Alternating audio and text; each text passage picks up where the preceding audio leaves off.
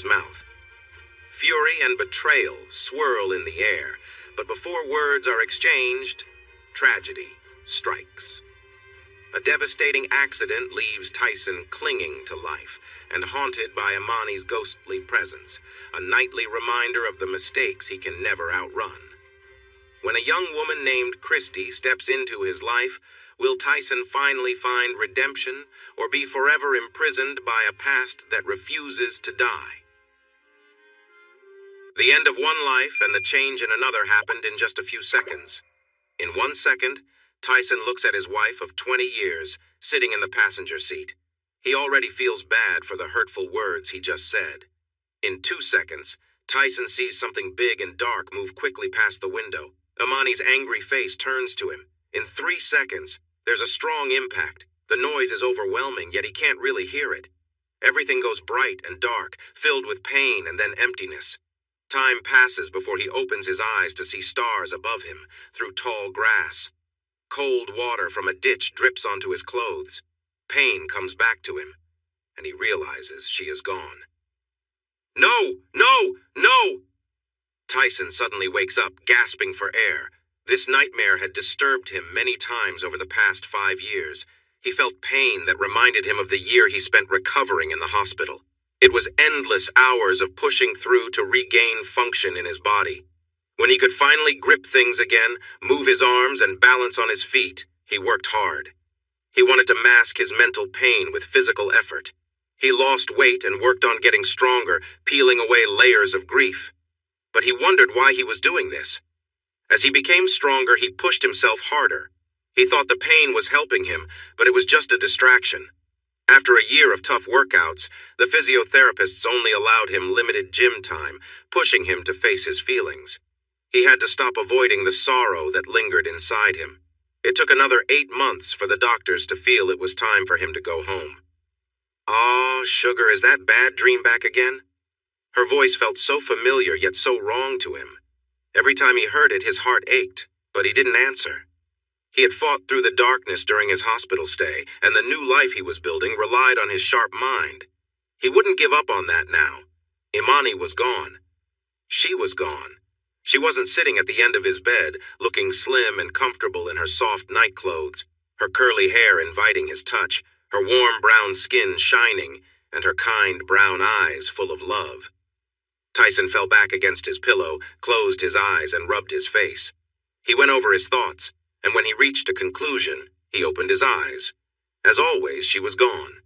The doctors had used a lot of complicated words while trying to help him understand his feelings, his memories of the accident, and his thoughts about his mother.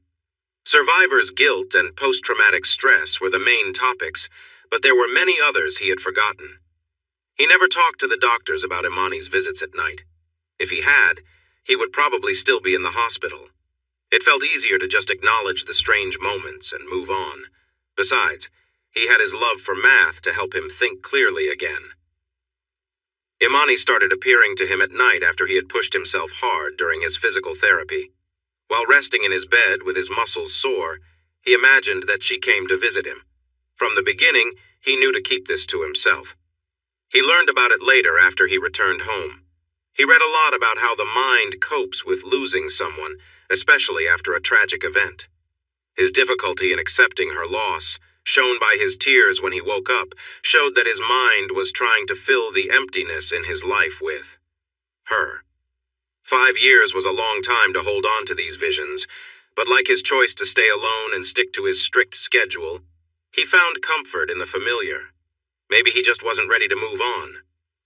As it always did after having the nightmare, his mind returned to the party night. Tyson hadn't even wanted to go.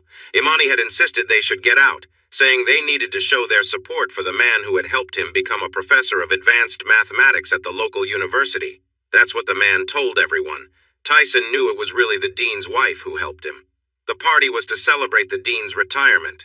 Franklin Dunnings planned to enjoy a relaxing life in a beach town in Central America. Tyson, Imani, his colleagues, and their spouses were all there at the man's home for one final celebration before he and his wife began this new chapter of their lives. Tyson wasn't sure if this was what his childhood friend truly wanted. Ashley Dunnings, formerly Ashley Collins, had lived next door to Tyson for as long as he could remember. Tyson and his best friend Ashley went through school together from kindergarten to college. However, his special talent for understanding numbers took him away from their hometown to study at top universities around the world. When he finally returned, he found out he had missed Ashley's wedding. To celebrate his return and Ashley's happiness with her new partner, Tyson had a bit too much to drink, stumbled down some stairs, and ended up in Imani's hospital. Imani introduced herself to the smart guy who had trouble with stairs, and he felt a spark with her. At the party that night, guests soon noticed that Ashley was missing, which was unusual. Franklin made excuses for her and insisted the gathering go on, even though Ashley's cheerful spirit was what usually made these events fun. Tyson felt out of place. He and Franklin had never been close, and he wasn't sad to leave the university. Yet, Imani seemed to fit in well at the party, much better than she had at previous gatherings. Tyson thought maybe it was because Ashley was not there, as there had been some tension between Imani and Ashley before. An awkward hour and a half later, Ashley stormed into the party, making her presence known. It was clear she had been upset and had probably been drinking. Tyson exchanged a worried glance with Imani. Ashley announced loudly that her husband had been unfaithful with a younger student. She had just come from a detective's office and had photos to prove it. When Franklin returned with more drinks, a loud argument broke out, which was painful to watch. In the end, Franklin left the house in anger. Ashley was left feeling empty, her anger fading, and she broke down in tears. Tyson moved to comfort her, giving Imani a surprised look when she seemed hesitant. He wrapped his arms around Ashley and carried her upstairs while Imani helped the remaining guests leave. The party was over, just like Ashley and Franklin's marriage. Tyson set Ashley down on her bed, her lovely hair spread out around her. When their eyes met, unexpectedly, she wrapped her arms around him and softly kissed him. For a brief moment, he didn't pull away, but then he gently released her and stepped back. He looked into her eyes, but he shook his head, knowing the moment had passed. Ashley turned away and cried quietly. As he left the room, Imani was waiting for him in the hallway. He looked at her, feeling sorry for his friend, and stopped when he saw the anger in Imani's eyes. She handed him a tissue and pointed at his mouth. He wiped his lips and noticed the lipstick. "She's had too much to drink." "You haven't. I'm leaving," Imani said sharply as she turned and walked away, heading downstairs and out the front door. He hurried after her, worried that her words meant more than they seemed. As he drove them home, he felt her gaze on him. "She surprised me," he said softly. Silence filled the car. His frustration grew. He hadn't done anything wrong. He was just trying to help a friend. Yes, she could have been more, but that had never happened.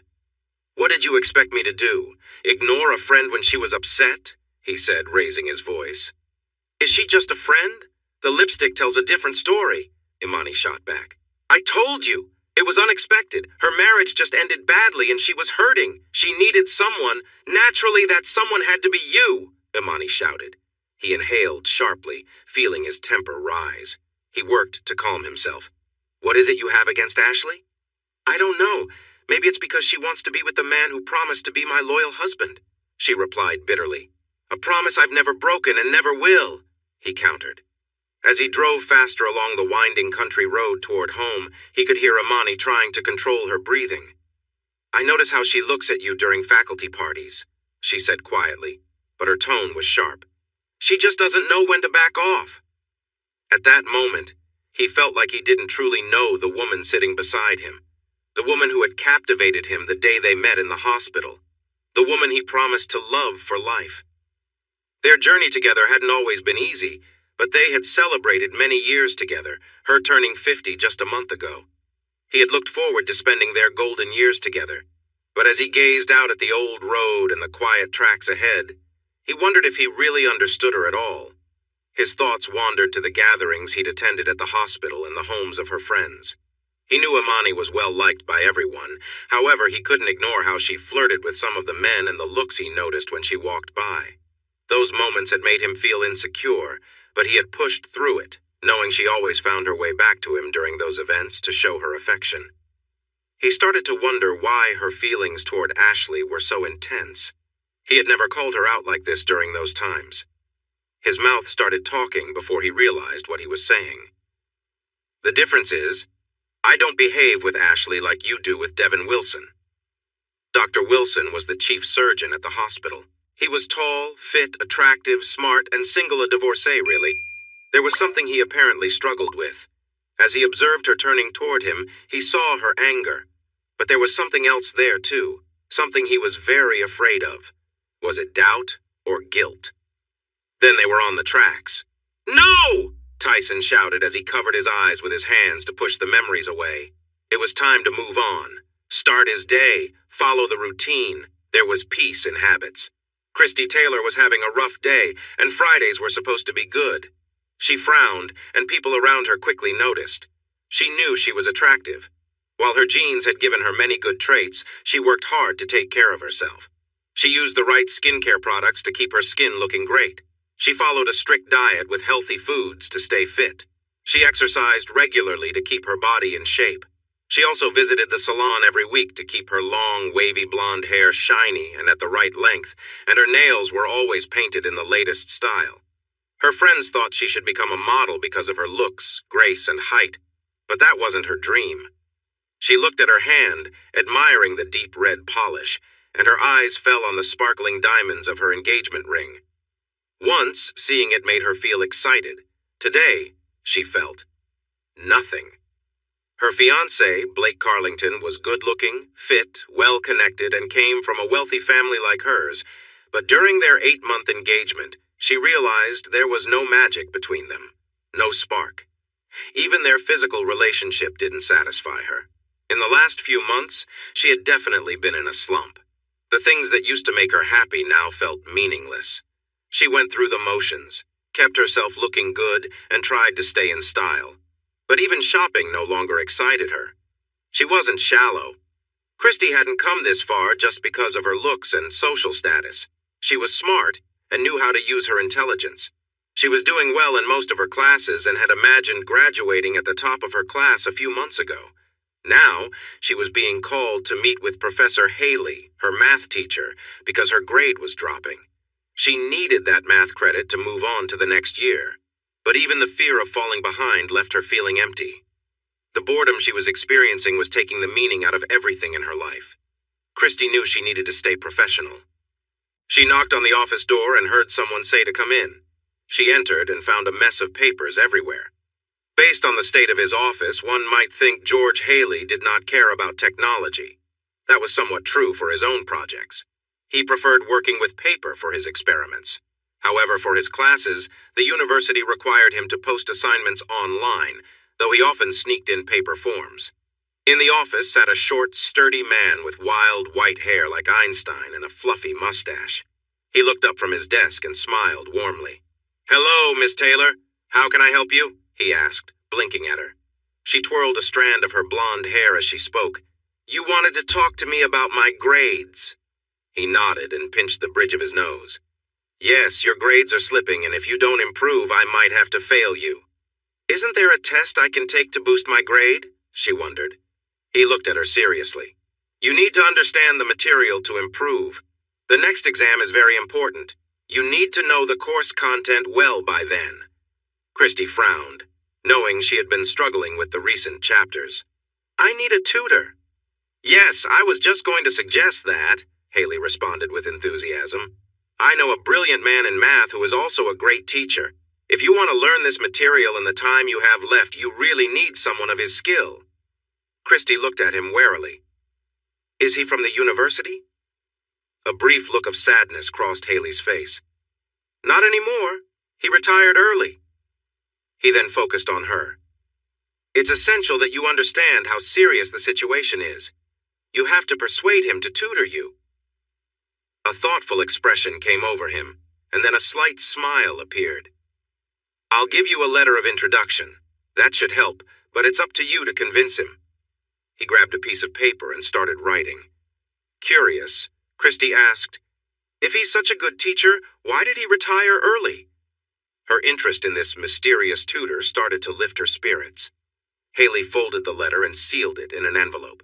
He quickly wrote something on the front and handed it to her. Christy was surprised when she read the name written above the address. "Tyson Kane? Are you talking about the man who stopped the terrorists?" Stop! Don't bring that up around him. He lost his wife that night, and he doesn't need reminders. He pointed to a picture on the wall of a strong-looking man in a suit with his arm around a lovely woman with big curly hair. Tyson should only remember his passion for teaching. The letter will help you get in, but you must show him you're a serious student. Christy looked at the professor in surprise and dismay. Are you saying I need to do something for him? What? No, Haley replied sharply, leaving Christy even more confused. He sighed heavily. Show him you are focused on your future. Earn his trust and time. He doesn't respect people who go through life without trying. Show him your motivation and goals. If he believes in you, he'll help you succeed in my class. Christy glanced nervously at the envelope as the weight of her task began to sink in. Go see him tomorrow. Do you have anything planned for Saturday morning? He asked, and she shook her head. Thank you, Professor Haley, she said as she nodded to him and left the office. She headed straight for the library. She needed to learn everything about Mr. Kane. This was a chance she couldn't afford to miss. George Haley settled into his comfortable chair as the young woman left. He stared at the door, feeling uneasy about the letter he wrote to his friend Tyson. He pushed away his doubts, thinking the small lie was okay if it helped Tyson open up.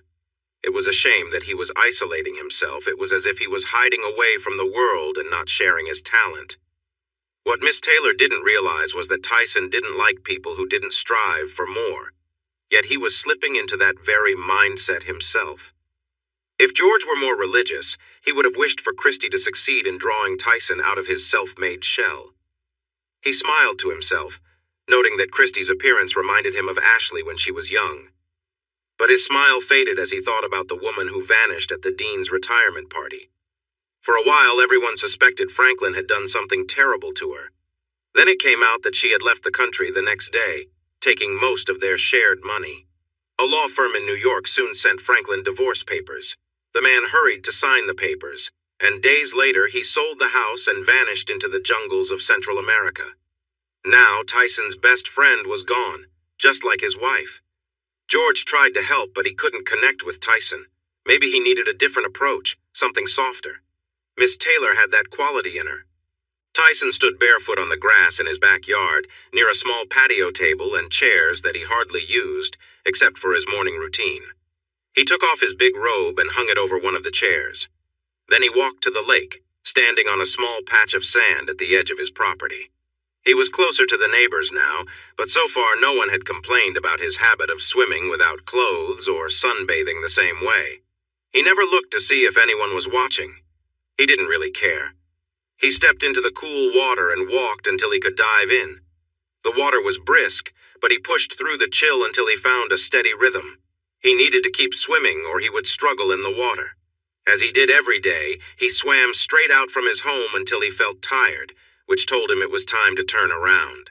If he made it back, he would have a good workout and feel stronger. If he didn't make it back, he would have done his best, and the lake would take care of the rest. Would today be that day? 3 miles south of the university town was a beautiful lake surrounded by thick forest. Along the northern edge of the lake, there was a 3-mile road with 20 small homes scattered in the only place suitable for building. The rest of the shoreline was steep granite walls rising above the water. The northern edge sloped gradually, with a sandy area before the deep water. The homes were connected to the town by a narrow country road that wound through granite outcroppings. But now that road was closed to cars. Christy drove her white Mercedes-Benz along the smooth road, built just 4 years ago. It connected the east side of town to the lakefront road. From her studies, she discovered the sad event that led to Tyson Kane's car being on the tracks at just the wrong time when a fast train came along. 2 troubled high school boys, who had faced serious bullying, decided to get back at the town they believed had let them down. One boy was the son of a railroad worker, and the other was the son of a construction supervisor. They managed to take an old train engine from the yard and attached it to a flatbed car loaded with devices they had built. They drove the train onto an old line that wound through the countryside and past the lake, aiming to reach the center of town. Their plan was to crash the train in town, causing destruction. Instead, they hit Tyson's car, splitting it apart. Tyson was thrown from his seat into a ditch, while his car was carried under the train, which then derailed a short distance away. Tyson's wife and the two boys lost their lives, but their devices did not explode. Since this was a quiet area with very few people around, no one saw the accident happen. 2 hours later, the boys' planned message appeared online explaining their actions. The police were informed right away, and 3 patrol cars were sent to look into it. About 90 minutes later, an officer found Tyson in the ditch, close to death. That was when things started to get really serious. As Tyson was taken to the hospital, emergency workers found the train on its side in the bushes a bit further down the damaged tracks. The bodies of the 2 boys were largely unharmed, but that wasn't the case for Amani. A bomb team was called in to safely take apart the devices. Christie read that GRT Corporation, which owned the local freight rail system, faced major criticism in court and from the public, forcing them to pay a lot to the survivor, Mr. Kane, and to the town. GRT quickly began a project to remove the tracks from the old line. Rusty rails and wooden ties were taken away. Then road crews came in to level the ground where the tracks had been and laid a smooth 6-foot-wide asphalt road from the accident site to the edge of town. They decided not to remove the tracks within the town. With permission from the town council, those road crews built the straight and smooth 2-lane road that Christie was currently traveling on.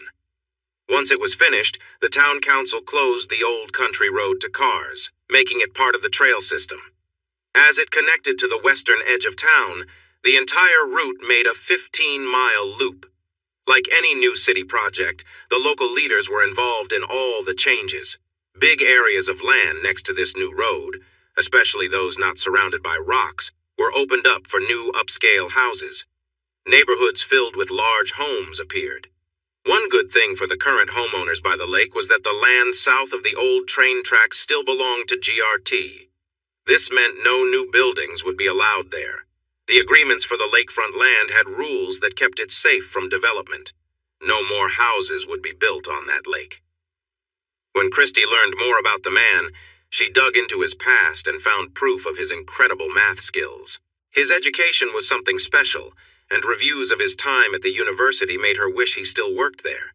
He was often called a big teddy bear, showing that he was friendly and great at math. She looked through the photo archives at the university and saw how his reputation had grown over the years. He had been 53 at the time of the incident and was quite a large man then. Now, at 58, she imagined him as a chubby bear needing a walker or a wheelchair based on the stories of his injuries. Still, she needed his knowledge to help her with her current problem. As Christie drove past a neighborhood of huge homes, she shook her head. The land around them was empty and dry. She thought they should have planted large trees around the houses like they did in her parents' neighborhood. Ahead, she noticed the trail crossing the new road and saw no cars coming. So she drove over the small bump and into the woods. A short distance in, she turned onto the old road by the lake. Christie looked at the envelope again to find the house number she needed. Tyson's home was further down, so she drove on, enjoying the view. All the homes were by the lake and many were gated, which seemed strange to her since they all faced the water. Fortunately, all the homes were one story, blending nicely with their surroundings. Some were wider to make up for not being 2 stories tall. Eventually, she saw the numbers getting closer to her destination, so she slowed down and turned into a gravel driveway. There were no other cars around, and she worried he might not be home. The house was charming. It was a ranch-style cottage nestled among the trees, featuring many unique and thoughtful design touches. She almost expected to see fairies flying around the beautiful gardens surrounding the house. Turning off the car, she stepped outside and took a deep breath of the morning air. It smelled fresh and clean. She checked her outfit one last time. She dressed for success in her best business clothes, a red silk blouse, tailored black pants, and comfortable red leather shoes that matched her top. She chose a top that wasn't too tight, wanting to keep things professional. Since she didn't have another pair of pants that fit well, she decided on the black ones, which could help tone down her shape. Taking a deep breath to calm her nerves, she got ready for her big moment as she climbed the 3 steps to the front door. She pressed the doorbell and heard it faintly from inside. After waiting a bit, she pressed the doorbell again. Still nothing. Christy hadn't expected this. She had many ideas on how to impress him, but nothing for when he wasn't home. Standing on the front step, she looked around. Maybe he had gone to see a neighbor? The empty driveway suggested he was somewhere else. "Come on, you can do this, don't give up." The morning was quiet, and she heard faint words from her left. Turning to the neighbor's house, she noticed it was 1 story high and had a rooftop deck. An older woman with white hair stood there, looking through binoculars at something near the water. Curious, Christy walked down the steps and headed toward the side of the house. She saw a gate leading to the backyard. A small sign said, "Private," but she decided to go through anyway. The path ran between the house and a tall hedge leading to the backyard. She saw that the plants lined up with the water's edge, but the house appeared larger than she had thought from the front. Suddenly, she heard coughing and gasping. Looking toward the water, she saw someone struggling to climb out. He managed to get to his feet, moving a few steps before stumbling and falling forward, catching himself on his hands and knees as he tried to catch his breath. She felt a strong urge to help. A loud, determined sound came from him, and she paused at the corner of the house, watching as he got back up. To her surprise, he was not wearing anything. He stood there with his eyes closed, breathing heavily to regain strength. Once he looked a bit more stable, he began to walk out of the shallow water toward the house. He lifted his hands, running them from his forehead back through his long, black hair, wringing out some of the water. The gray at his temples was noticeable. Christy felt uncertain. She had come to see the professor who loved teddy bears, but there was a fit man staying at his house. She noticed his lean, strong frame. He was clearly in shape, with well-defined muscles. He wasn't overly large, but his fitness was apparent. His skin looked smooth, and she could see some scars on his left knee, suggesting he had surgery there. She saw he walked with a slight limp. Her attention drifted, but she quickly looked back at his face when he spoke. "Who are you? And why are you here?" His voice was deep and sounded angry. Christy felt defensive and stepped back into the backyard. "I'm Christy Taylor. I'm here to see Professor Kane." The man frowned and walked toward a chair covered with a robe. He didn't shy away from her gaze, but she forced herself to focus on his face instead. She wanted to see if he would respond positively, but all she saw was annoyance. He put on the robe tightly and then looked at her again. "No one by that name is here. Please leave." "Professor Haley told me he lived here. He sent me to talk to Professor Kane," she insisted, her confidence growing now that he was covered. He hesitated, looking uncomfortable. "George Haley?" "Yes, I have a message from him for Professor Kane," she said, smiling at her small victory. Maybe this man was related to Tyson Kane. He looked to be in his late 30s or early 40s, and there was a slight resemblance to the professor. He extended his hand toward her, but she hesitated, then glanced at his annoyed expression. "Give me the message," he said gruffly. She frowned. "No, I must give it to Professor Kane myself. And I told you there is no Professor Kane here. Just Tyson Kane, and that's me. Hand over the message." Christy's eyes widened as she realized who he claimed to be. He motioned for her to give it to him. You can't be him." He looked confused. "What do you mean, I am?" "He's nearly 60. You can't be that old," she exclaimed. He chuckled, but his expression turned serious again. "Look, I don't have time for this. Either give me the message from George or leave." "If you are him, why did you say no one was here by that name?" she challenged. His frown returned. "I told you there's no Professor Kane here. He passed away 5 years ago. I haven't helped anyone since. That night." His face hinted at some dark memories. Christy's mouth fell open as she believed him. This man was Tyson Kane, but he looked so different. She had to admit that his new look was much better. Teddy bears are sweet, but this? She noticed his long black hair now drying down his back. The gray at his temples had new meaning. It wasn't there in the old photos of him before the accident. "The letter?" She jumped at his words, then reached into her purse and handed him the envelope. He took it and glanced at the writing on the front. With a heavy sigh, he opened it. While he read, Christy let her eyes roam over him. It had been a long time since she felt this thrill of excitement. Tyson unfolded the paper with a mix of worry and curiosity. The writing on the envelope was definitely George's. He quickly read the message. "Dear Tyson, I hope you are well. The woman in front of you is Miss Christy Taylor. She's in my class, and over the last few months her grades have dropped unexpectedly. She is very bright and has a lot of potential, so this change is unusual, and I don't know why it happened. You might wonder why this matters to you. I ask for your help. If you could find some time to see why she is struggling and guide her, I would appreciate it.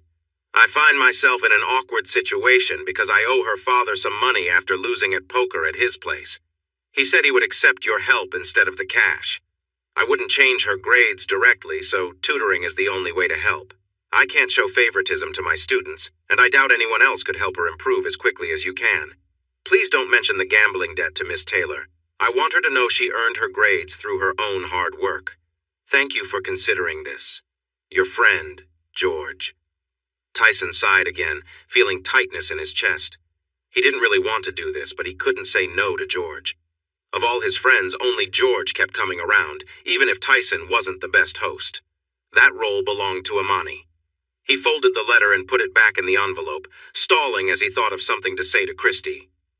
"Will you help me?" she asked. He looked into her eyes and felt himself getting ready to agree. Did anyone ever say no to this woman? He masked his feelings.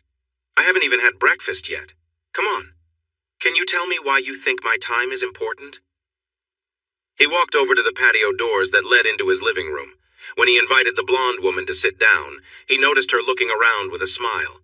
This made him glance around too, but all he saw were reminders of people who were no longer there. His mood sank. He moved to a small wood stove that warmed the room, opened the door, and tossed in George's letter. As he closed it, the letter caught fire and quickly turned to ash. He turned back to his guest. I need to shower and get dressed, then I will make breakfast. Have you eaten? He asked. She answered quickly, Yes, but I wouldn't mind some coffee if you're making it. He frowned and pointed to the machines in the kitchen. He had never learned to use them, but the last time George visited, he made coffee using special beans. It works, but I'm not sure how to use it. If you know how, feel free. Tyson walked away without checking if she needed anything else. He closed his bedroom door and went into the bathroom to put his robe in the laundry basket. After a quick shower and shave, he dressed in tan shorts and a black t-shirt. He rubbed some unscented cream on his aching left knee. Taking a deep breath, he opened his door and headed back to the living room.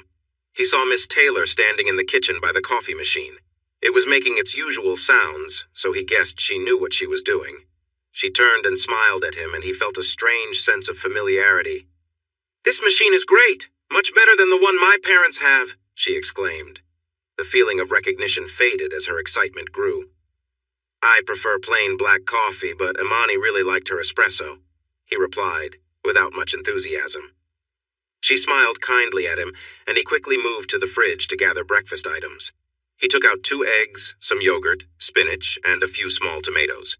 While he cooked the scrambled eggs, he glanced at her as she worked on the coffee. She was preparing 2 small cups. These are good beans, she remarked happily. He nodded slightly. George brought them. She nodded as she finished. The coffee was ready. When I got here, I didn't see a car in the driveway. I thought maybe you went into town, she said. I don't drive, he replied directly. She looked at him carefully. Because of... Yes, he interrupted. She paused at his quick response.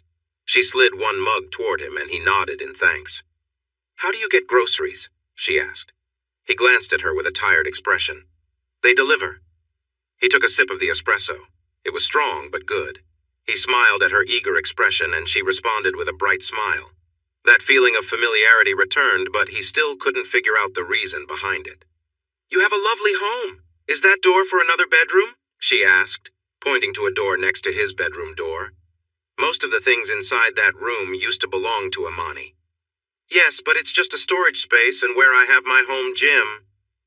Tyson finished cooking his breakfast and took it to the small table by the patio doors to enjoy the view of the lake while eating.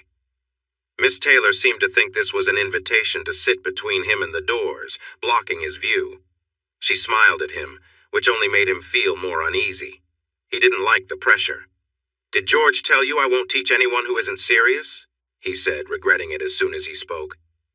Yes, Professor Haley made it clear that I need to show I deserve your time, she replied calmly. And? Miss Taylor then shared her reasons while Tyson listened, quietly finishing his meal. He nodded as she spoke, feeling impressed by what she said, and each time he did, she seemed to sit up a little straighter, her smile growing. When she reached the end and mentioned that her grades were dropping, he recalled George's comments about the mystery. He agreed it was puzzling. This woman had many advantages, yet she wasn't making an effort to fix her situation. Why? He asked directly. Her smile faltered as she thought she had explained herself. No, why is your grade dropping? He clarified.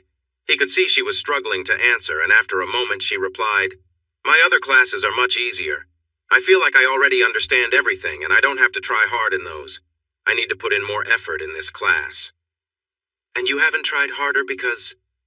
Her gaze met his, and her smile faded. He recognized that look of sadness all too well. Think about what you have, he said, and her expression changed. Anger sparked in her eyes. I know I'm lucky to have been born into wealth and privilege, she began, her frustration evident.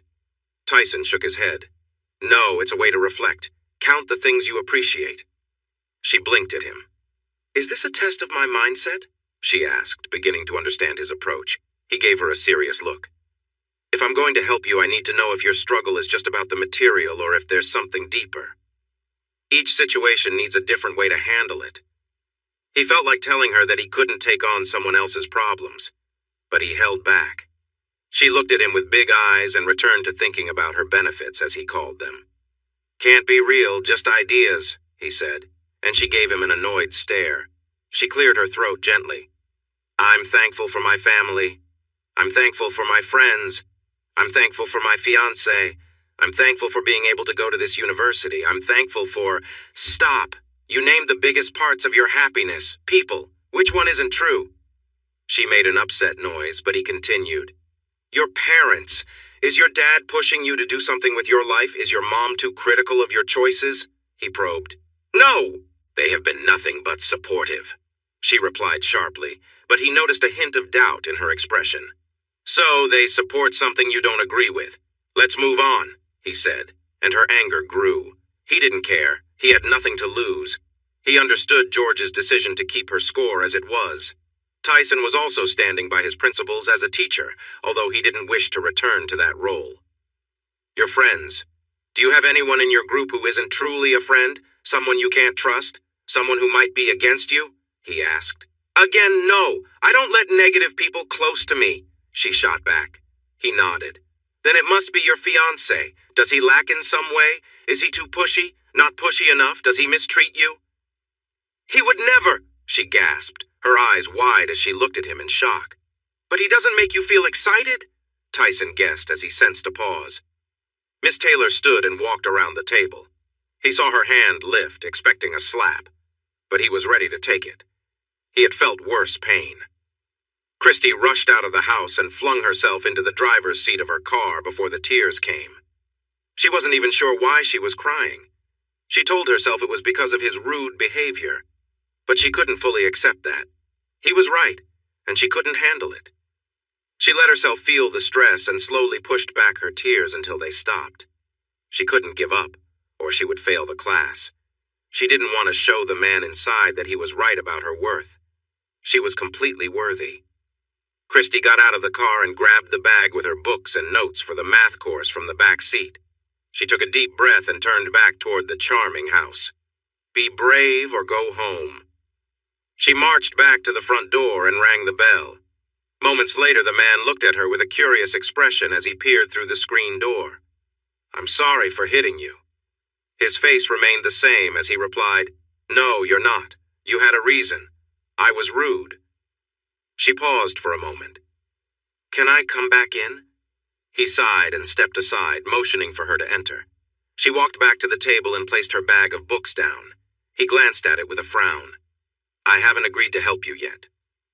You've noticed the problem that's affecting my grades. Only part of the problem has been addressed. Recognizing it is a good start, but you need a clear plan to fix it, or it will keep holding you back, he suggested. I'm calling off the wedding, she said, surprised by how good it felt to say it. She felt lighter. Tyson raised his eyebrows in surprise. That seems a bit much for a small issue. You could just go for counseling for that. She frowned and shook her head. It's not just that. She thought for a moment, and with the decision made, the other truths she had been avoiding came to light. I think we're too similar. Our lives are the same, and so are our likes and dislikes. Without any differences, there's no excitement. It would be easy to be married to Blake, but I think I'd end up feeling bored. I'm sure he would too. When he proposed, I got caught up in the idea of marriage, but that's not enough. It wouldn't be fair to either of us. She looked at the ring on her hand and, with a sigh, took it off and put it in her purse. Can we start now? She asked, and he couldn't hide a small chuckle at her determination. Did I say I've agreed to help you yet? He replied. Her blue eyes met his brown eyes. You've pointed out the issue, and I've shared my plan to fix it. I won't let this stop my career. What else do you need? Christy insisted. He nodded to himself, seeing she was serious, and he felt his last doubt fade away. All right. Take me to the part you feel most comfortable with, Tyson said as he moved to sit next to her at the small table. She smiled, took out her books, and turned to her notes. They spent the rest of the morning reviewing. He took her back 2 chapters before he was satisfied she understood the material. You started missing details here, he pointed out, and she recalled when they began that chapter. It was a couple of weeks into their engagement. How had he known? She looked at Tyson, who was watching her with curiosity. With a shy smile, she turned back to the textbook. He guided her through the chapters, explaining the formulas and giving examples. Christy took notes and felt like she was really starting to understand. When they reached a tricky problem, she raised her hand to pause. She remembered how frustrated she had been with this part before, but now it all made sense. Why can't they teach this the way you just did? Your way is so much clearer, she said. He shrugged. Different teachers have different styles, but math is still math. Numbers have their own special language. He glanced at the clock on the wall. Are you hungry? She nodded with a smile. I was going to make a salad with grilled chicken. Does that sound good? Tyson asked, and her smile grew as she agreed. Why don't you work on those 3 practice questions while I prepare lunch? He suggested, pointing to the textbook. Yes, I will, she replied with a grin. As Tyson headed to the kitchen, she found herself looking his way for just a moment. Shaking her head, she focused on her notebook and started tackling the equations. She breezed through the first 2, but struggled to concentrate on the third, her mind wandering. It was hard to believe he was 58. He looked great, especially when he had just come out of the lake. What's confusing you about the third question? He asked, suddenly making her jump. Sorry, what? She managed to say, surprised. He frowned a little. I asked what you're finding difficult about the third one. Oh, it's nothing. Just got a bit distracted, she replied, hoping to shift the focus back. He looked at her with a raised eyebrow before setting their lunch on the table. Christy focused on finishing the last question. When she finished, she handed her work to him, and he quickly checked it over, confirming that she understood the material well.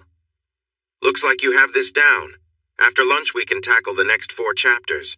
There might have just been a small mix-up in understanding, he said. No, I really think your way of explaining makes a big difference, she insisted. He shook his head. I'm not a teacher anymore. She replied, That's really too bad. If you want my help this afternoon, just leave it at that, he said. She raised her hands in surrender. They dug into their lunches, and Christy was pleased. The salad was fresh, and the warm, slightly spicy chicken paired perfectly with the dressing. It's like spicy chicken wings with a cool dressing, she exclaimed. He smiled and nodded. It's a secret recipe. After a moment of quiet, Christy felt she had to ask him something. If you don't drive, do you go outside for more than your morning swim? He looked at her carefully before answering. I walk every day. I'll do it today once we finish the 4th chapter. Where do you walk? She asked. I walk along the lakefront road and back. It's 6 miles. I have my gym clothes in my car. Can I join you today? She asked confidently. He met her gaze, and all he saw was hope. He seemed unsure for a moment, but finally said, Okay. She looked around the room and tried to count all the pictures of Tyson and his wife, but she lost track. You sure have a lot of photos. I can't believe how much you've changed. He glanced around too and shrugged. Like I said before, the man in those pictures isn't here anymore. Everything he cared about is gone.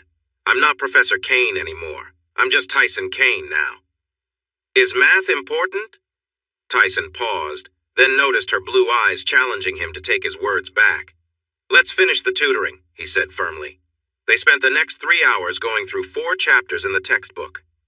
Christy took good notes on his explanations and asked many questions. He stayed calm and patient the whole time.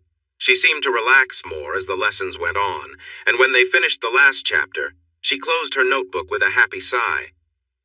I feel great. We even went 1 chapter beyond what's being taught at the university, and I understand the methods and formulae now. I'm going to do well on the next test. Thank you so much. He nodded but looked away from her smile, appearing troubled. Are you ready for your walk? Christy asked. He stood up and stretched. Yes, I just need to get changed. Let me put my books away and grab my gym clothes, she said, jumping from her chair. She quickly packed her books into her bag and hurried outside. She switched bags in the car and brought her duffel bag back inside. You can use the guest bathroom to change, he said, and she went inside. Once the door closed, she couldn't help but smile. He wouldn't see what was coming. Tyson watched the bathroom door close, wondering how he ended up in this situation. It was really George's fault for sending her his way. She was attractive, and her nice outfit showed that she took care of herself. He frowned at himself, realizing she was young enough to be his daughter, and close to being his granddaughter. He pushed those thoughts away and went to his bedroom to put on his running clothes. He knew he wouldn't be doing any running today because of his knee. He put on a pair of ankle socks, then returned to the living room, locked the patio doors, and grabbed his keys. He sat on the bench by the front door and put on his running shoes. Suddenly, he heard a noise and looked up. His mouth opened in surprise as she walked toward him. He noticed her bright shoes and how they looked nice against her bare ankles. Her yoga pants fit snugly, showing off her shape. They were decorated with colorful feathers from just above her ankle to just below her knee. The design changed to a pattern of orange, gold, and brown as it went up her legs. He noticed her flat stomach and the matching sports bra, which fitted her well. She smiled at him, her blonde hair pulled back in a ponytail. That's a nice outfit. Do you like it? This is the first time I'm wearing it, she said, smoothing the fabric. Tyson felt a strange rush of feelings, surprised that he could feel this way about someone younger. Yes, it looks good. We should go, he replied, trying hard to focus on something else. She walked out the door with a pleased smile, and he couldn't help but glance at her as she passed. He held his breath, impressed by how she looked. He locked the door and noticed her looking at him. She turned a bit red when she realized he caught her staring. Then her eyes got wide when she noticed he was a little flustered. Tyson tried to stay calm as they walked down the driveway and turned left onto the road. Christy walked beside him. He saw her cheerful smile and wondered. I'm sure this isn't as good a workout as you'd get at the gym, and you'd have younger people there who might appreciate your outfit better. She bit her lip to hide her smile at his mistake and shook her head as they walked quickly. The gym gets boring after a while. Being outside feels nice, she said, smiling widely. Besides, you're in better shape than anyone I know at the gym. He raised his eyebrows, surprised, and she nodded, confirming what she said. You're really fit. For someone who's almost 60, you mean, he joked. She held up her hands. No, you just look great. I don't see you as old at all. They walked in silence as he thought about what she said. He felt flattered, but deep down, he knew she was just beginning her life while he had already lived a long one. They reached the end of the road where it used to lead into town along a country path. They walked by the old spot where the train tracks used to cross. As he always did, Tyson stopped to think about the strange events of that night. It felt like a loss of chance, but the facts showed that it really happened. Is this the place? Christy asked softly, and he glanced at her. He turned away from the crossing and walked east along the road, and she followed. Yes, they found me in that ditch. He pointed to a spot nearby where his body had been found after the crash. They paused again at a large stone with Imani's name carved into it. She wasn't laid to rest here, but the town wanted to remember her, so this stone was put here. He continued walking. He picked up his pace to a light jog to distance himself from the reminders of the accident, and the ache in his knee was manageable. Christy jogged up next to him, and he felt her watching him. He looked over, and she offered him a warm smile. Please don't. There was a moment of silence. "Sorry." They kept jogging until he had to slow down because his knee was telling him it was time to take it easy. "What's wrong with your knee?" she asked. "It needs to be fixed," he replied.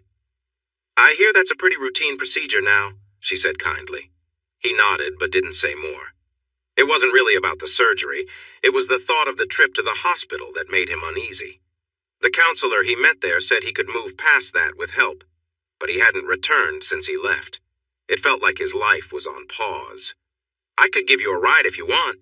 "No, sorry, I don't. Drive or get in cars," he quickly replied. She fell silent again, and he tried not to look at her, but he finally had to turn and see her expression. It wasn't disappointment. It was pity, and that felt worse. "Don't! I don't need your pity," he said sharply, but his voice wavered, undermining his strong words. He fell quiet. They walked along the tree-lined street, enjoying the peacefulness of nature. "I guess if you had to choose a place, you picked a nice one. It's beautiful here," Christy said calmly. He shot her a look of disbelief, but she just held his gaze, daring him to disagree. He opened his mouth, but no words came. He tried to jog away from her, but after a couple of steps, he was back to walking. His knee wasn't going to cooperate with him. She stayed next to him as they approached the eastern end of the lakefront road, where they turned back on the side facing the water. Christy looked at the houses along the way with curiosity. "How much would it cost to buy one of these houses?" she finally asked. He laughed a little. "You wouldn't find anyone willing to sell even if they could," he replied, noticing her expression. He explained further. "The property tax is nothing because GRT owns the land. We can't change the size of the homes or build more stories. We also can't pave the driveways. The homes are rented, so we can't sell them, but we can transfer our rental agreement to a family member. The original owners of GRT valued family and believed in keeping land for their loved ones. So, even with these rules, we have a pretty good deal. However, there is a lot of money tied up in this land. The lease will end in about 60 years, and then two things might happen. GRT could ask everyone to leave and sell the land for a lot of money, possibly putting large houses where these smaller ones now stand." "What's the other option?" she asked. "I've heard that GRT might ignore the town council completely and offer another long lease to the current renters with the same rules." He noticed the surprised look on the blonde's face. Things had been calmer between the town council and GRT until an accident happened, leading to a lawsuit. The council wanted GRT to give up the land near the lake and the woods. Instead, they got a new road so the town could build a new neighborhood with their developer friends. That created a lot of bad feelings between the council and GRT. "So those houses I saw on the way in are mostly owned by town council members," he said with a serious look. They walked on as Christy seemed deep in thought. "Blake's mom is on the town council and his dad is a real estate developer," she finally said. He noticed the worried look in her eyes and shrugged. It was better to know now than later. When they got back to his place, Tyson's knee started hurting a lot. He probably shouldn't have gone jogging. He saw his neighbor, Mrs. Willoughby, working on her flower bushes. He remembered she liked being called by her first name. "Good afternoon, Barbara." She looked up and, seeing Christy with him, smiled even bigger. "Good afternoon, Tyson. It's wonderful to see you out with such lovely company." He sighed as Barbara began to fuss over him. "This is Christy Taylor. She's studying at the university and George asked me to help her with math. Christy, this is Barbara Willoughby, my neighbor." Christy shook hands with Barbara and they both smiled. "It's so great to hear you're teaching again," Barbara said excitedly. "He's a fantastic teacher. He helped me understand the parts I was struggling with and now I'm confident about passing my finals," Christy said with equal excitement. Tyson gave both women a frustrated look as they beamed at him with admiration. "I'm not going back to teaching. This is just a one-time thing." "All as a favor for George?" Barbara looked at him with a hint of disappointment. "That would be a pity. You have such a rare talent. It shouldn't go to waste." "Well, that's my decision, isn't it?" he replied firmly. The women exchanged glances, and Tyson took that as his cue. "Have a good evening, Barbara," he said, turning to walk up the driveway. Behind him, he heard Christy murmuring her goodbyes before catching up with him. As he opened the front door, he noticed Barbara still watching from outside. He waved politely, then stepped inside, closing the door and locking it behind them. Christy sighed contentedly, and he turned to see her looking relaxed and happy. For a moment he paused, slightly caught off guard by the sudden closeness. "What are you doing?" he asked, more surprised than anything. Christy smiled, simply enjoying the moment. "Just unwinding. I don't often get to just let go." "Well, make yourself comfortable," he offered, sensing her contentment. She moved a little closer, and he felt his mind drift to their shared laughter from earlier. It had been a while since he'd shared an easy moment like that with someone.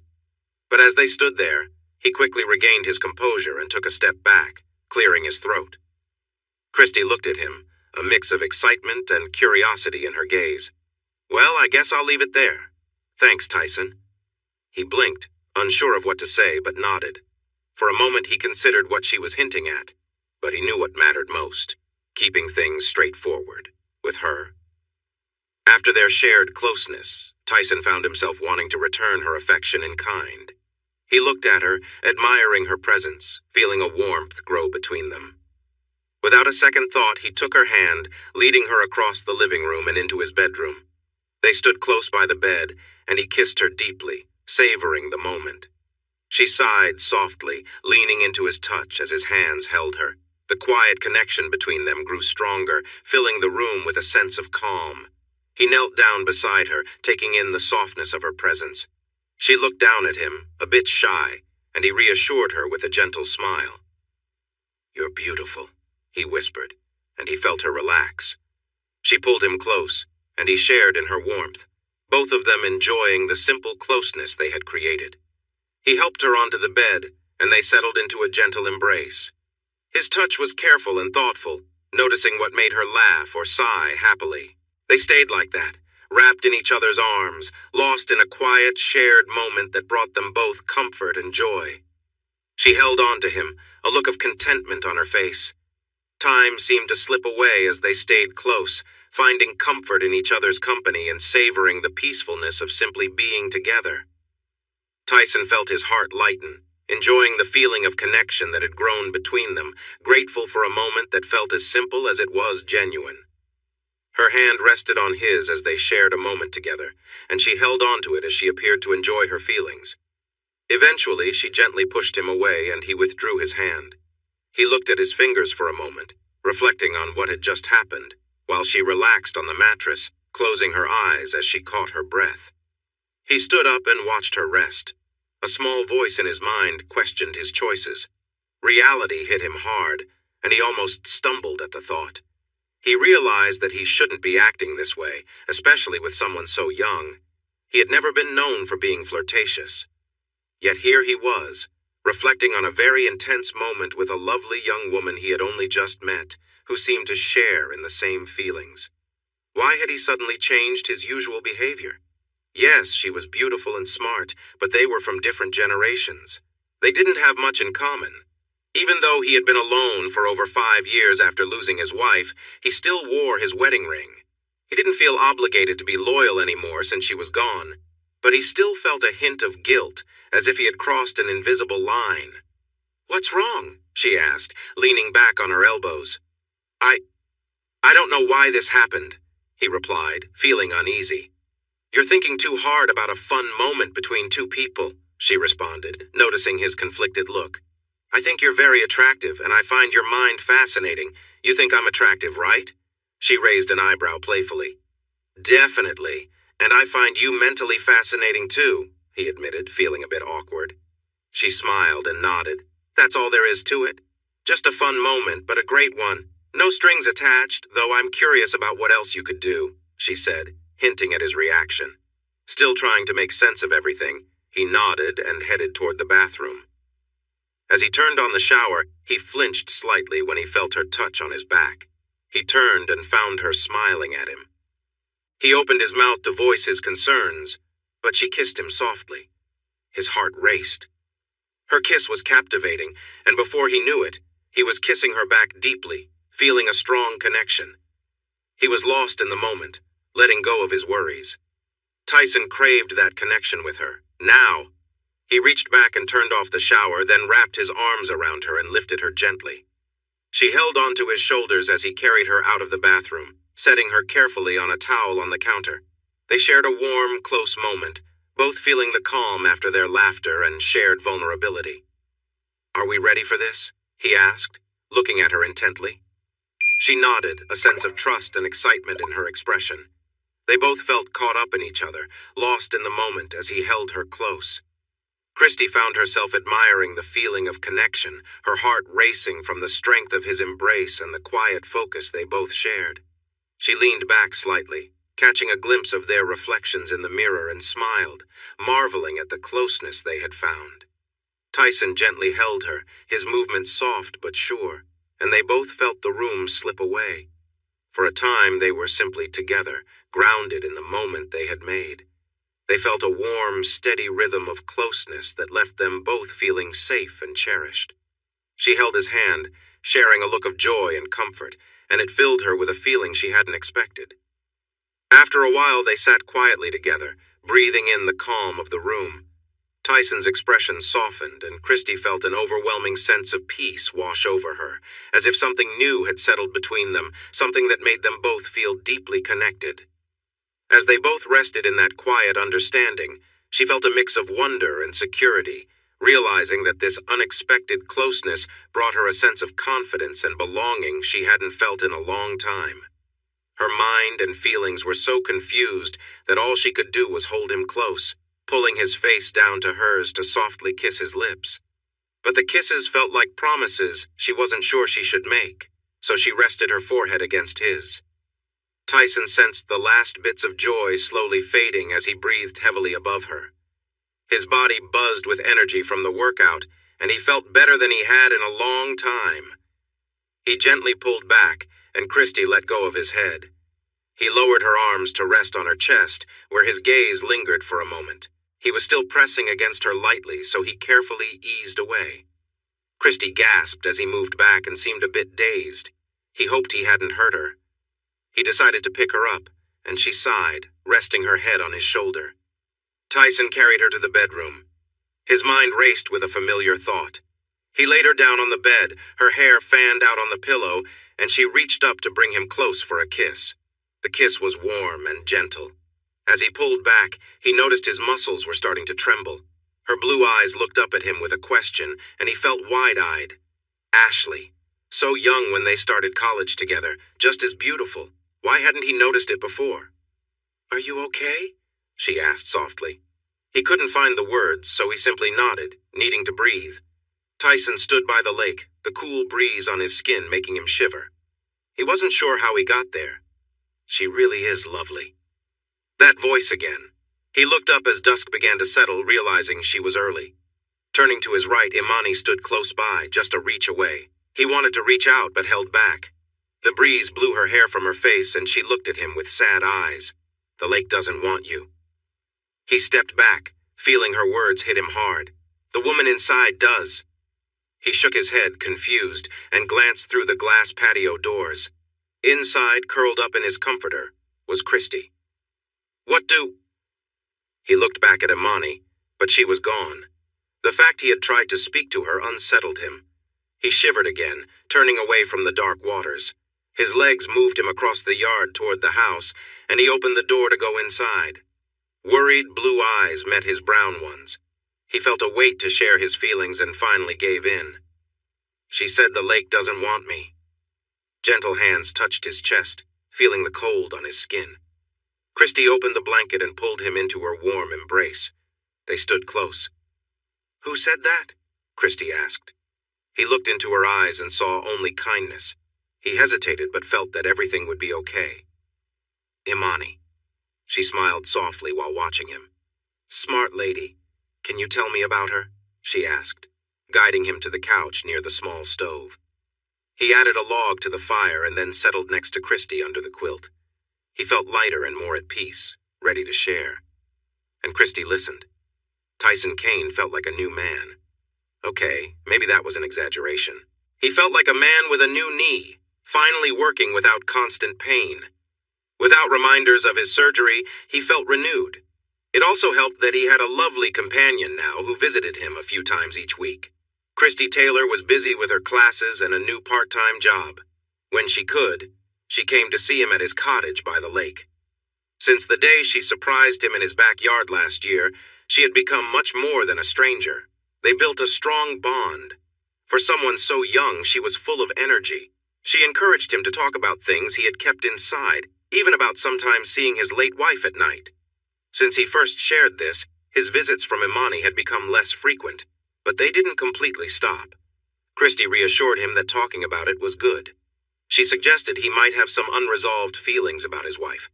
Their farewell had been so sudden and during an argument, and this view made sense to him. Had she mentioned anything mystical, he would have dismissed it. Tyson chuckled at himself. He would refuse to let a beautiful woman who brought joy into his life walk away so easily. He found new enjoyment in their moments together, but it was curious how she often preferred to be playful in the bathroom. Feeling a blush, he quickly shifted his thoughts to simpler things. He walked down his driveway along the lakefront, stopping at the water's edge. Honestly, he had grown to cherish Christie's visits. He realized he had become a recluse in the 5 years after his accident. A 59-year-old man didn't have much in common with a 22-year-old woman, but they found comfort in sharing their thoughts on current events, even if they often disagreed. He was learning to really listen to her words, and she was figuring out how to do the same for him. They talked about their daily lives. She shared her stories while he mostly followed the same routine every day. Last year, Christy had started making small improvements to his home that he could accept. After about a month, he noticed that she had put pictures she took of them in some of the frames around his house. The old photos showed him and Imani, or just Imani. Christy didn't replace all of them. Some pictures of Imani still hung in their places, but Christy had also added smiling photos of herself and put them in more visible spots. She also persuaded him to agree to a big change: knee surgery. She took him to the hospital, and after a few days, he returned home, still a bit groggy. Christy teamed up with his neighbor, Barbara Willoughby, to check on him during the first weeks after his surgery. Later, he found pictures of Barbara in several frames. He wasn't sure who had switched them.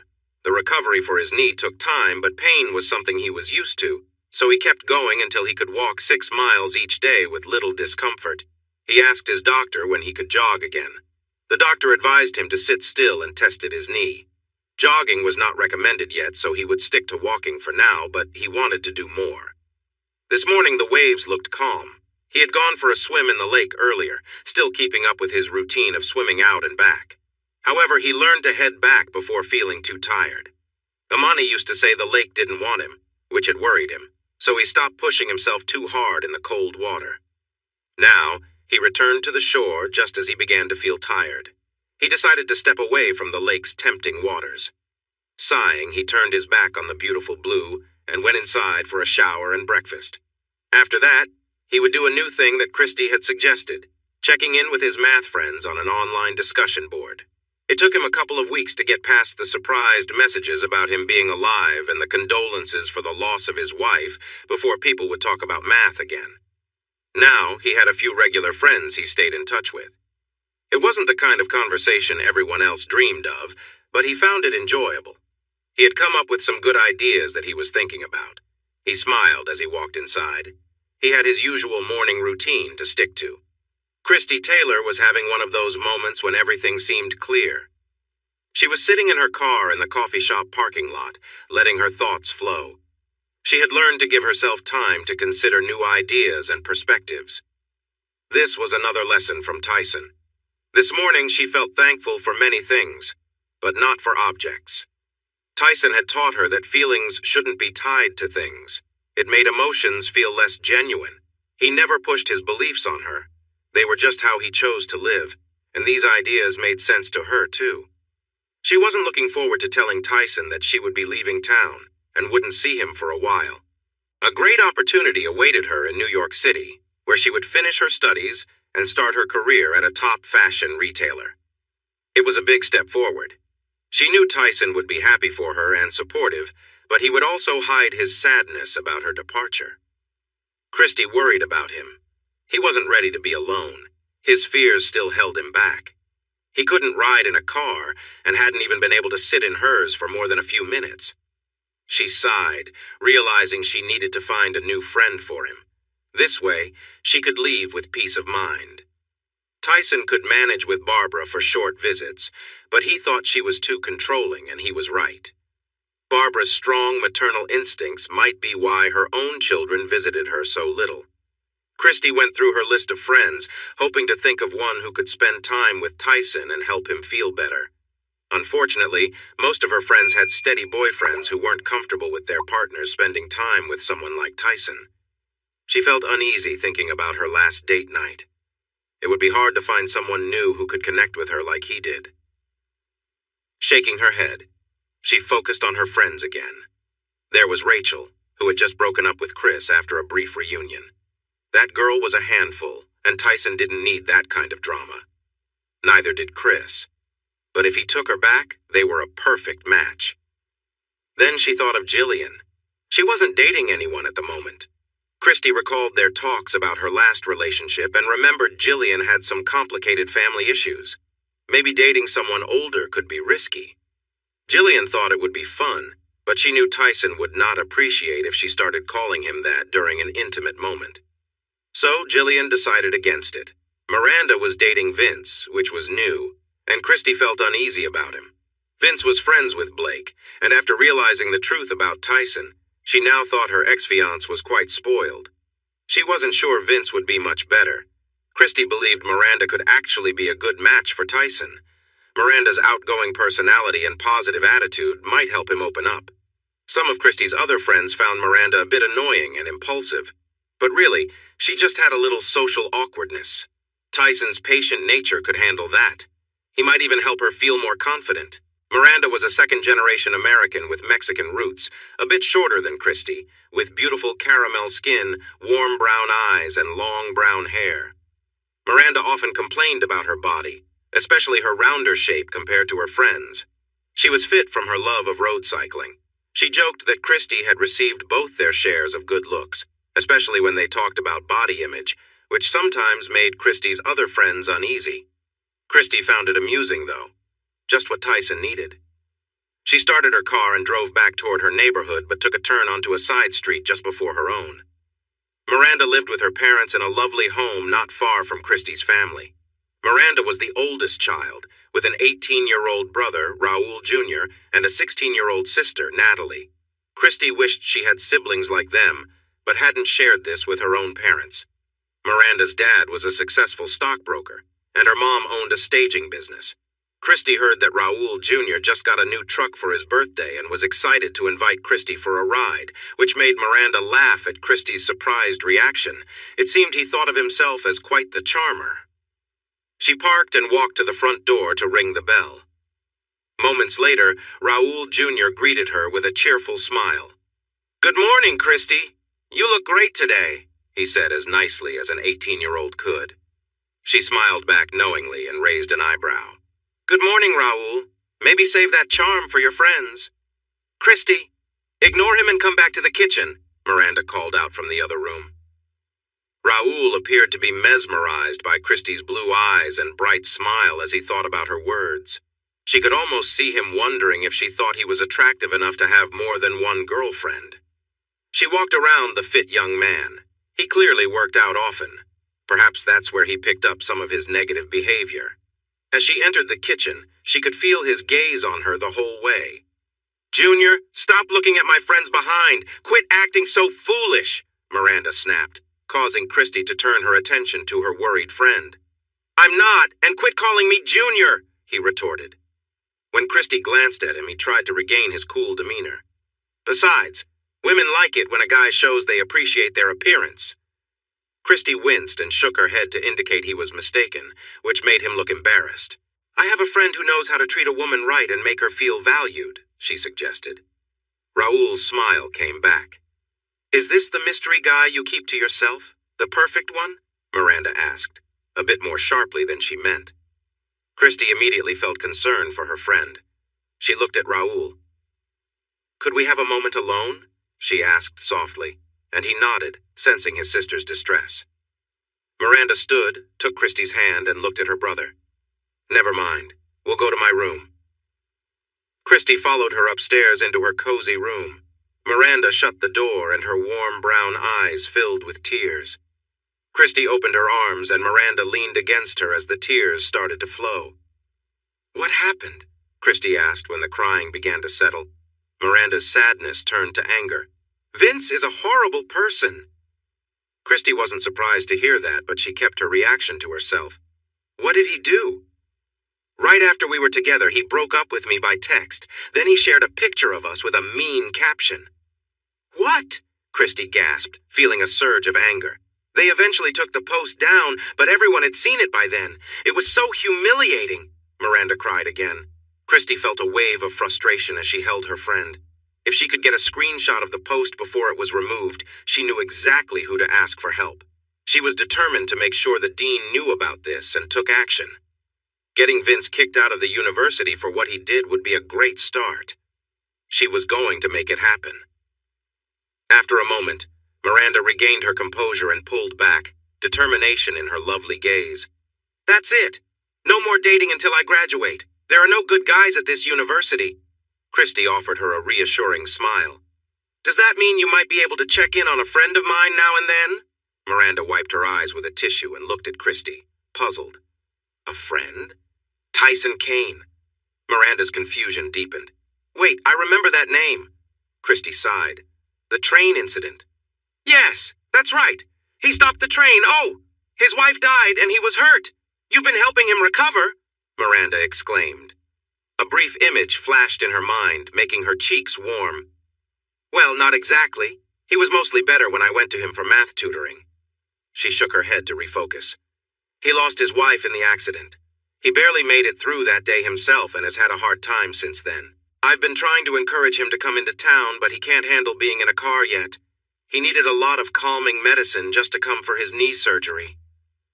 Miranda stared at her, surprised. This was a side of her friend she hadn't noticed before. A big smile spread across her face. "What?" Christy asked carefully. "You keep surprising me, Miss Taylor," she giggled. Christy shook her head, looking confused. "Your kindness is so inspiring." "Whoa, don't go calling me a saint. I went to him to get help with my math. He's an amazing teacher. In just one day, he helped me understand everything I was struggling with. Of course I was thankful.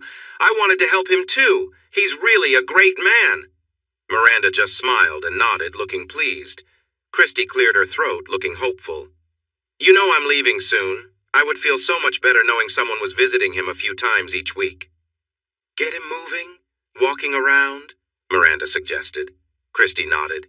"He swims in the lake in the morning and takes long walks afterward. He also exercises at home." Miranda looked impressed.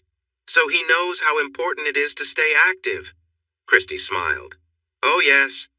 Sure, I can help with that. Where does he live?" Miranda asked, and Christy hugged her tightly with excitement. "Give me your phone and I'll add his info," Christy said. Miranda handed over her phone as Christy entered the details. "He lives on Lakefront Road? Lucky guy. How did he end up with that house?" Miranda grinned. Christy gave her a tired look. "The homes there are passed down through families, so he inherited it from his parents when they passed away." She finished adding Tyson's info to Miranda's phone. Miranda looked a bit embarrassed for her earlier question. Just then, Christy's phone pinged with a text. "Oh, it's my mom. I was supposed to meet her and my aunt at the club. I have to go." She quickly replied, letting them know she was almost there. Then she took Miranda's arms and looked into her eyes. "I'm really sorry about Vince. He made a mistake, and there will be consequences for him. I also want to thank you for checking on Tyson. You won't regret it. He's great." She jumped up and hurried downstairs, needing to get across town in 5 minutes. That was easy when you drove fast. Miranda watched her friend rush away in surprise. She wondered what exciting things were happening in her life. She wasn't jealous of her friend. Well, not too much. She checked the address on her phone and decided to ride her bicycle on the new path to visit him tomorrow. Miranda had heard the story about 2 students who caused trouble in town and how they ended up in a serious accident at a train crossing, which affected Tyson Kane's family. Curious, she took her tablet and looked up the story. She followed some links and eventually read about Tyson himself. "Wow, he looks strong," she said to herself when she saw a photo of the big professor at a university event. He had his arm around a tall woman, which made him look even bigger. The woman was very attractive, and her skin was similar to Miranda's. Tyson looked really happy. Losing someone like her must have been tough for him. If Christy thought he was a nice man, Miranda was excited to meet him. She smiled, imagining him as a big teddy bear.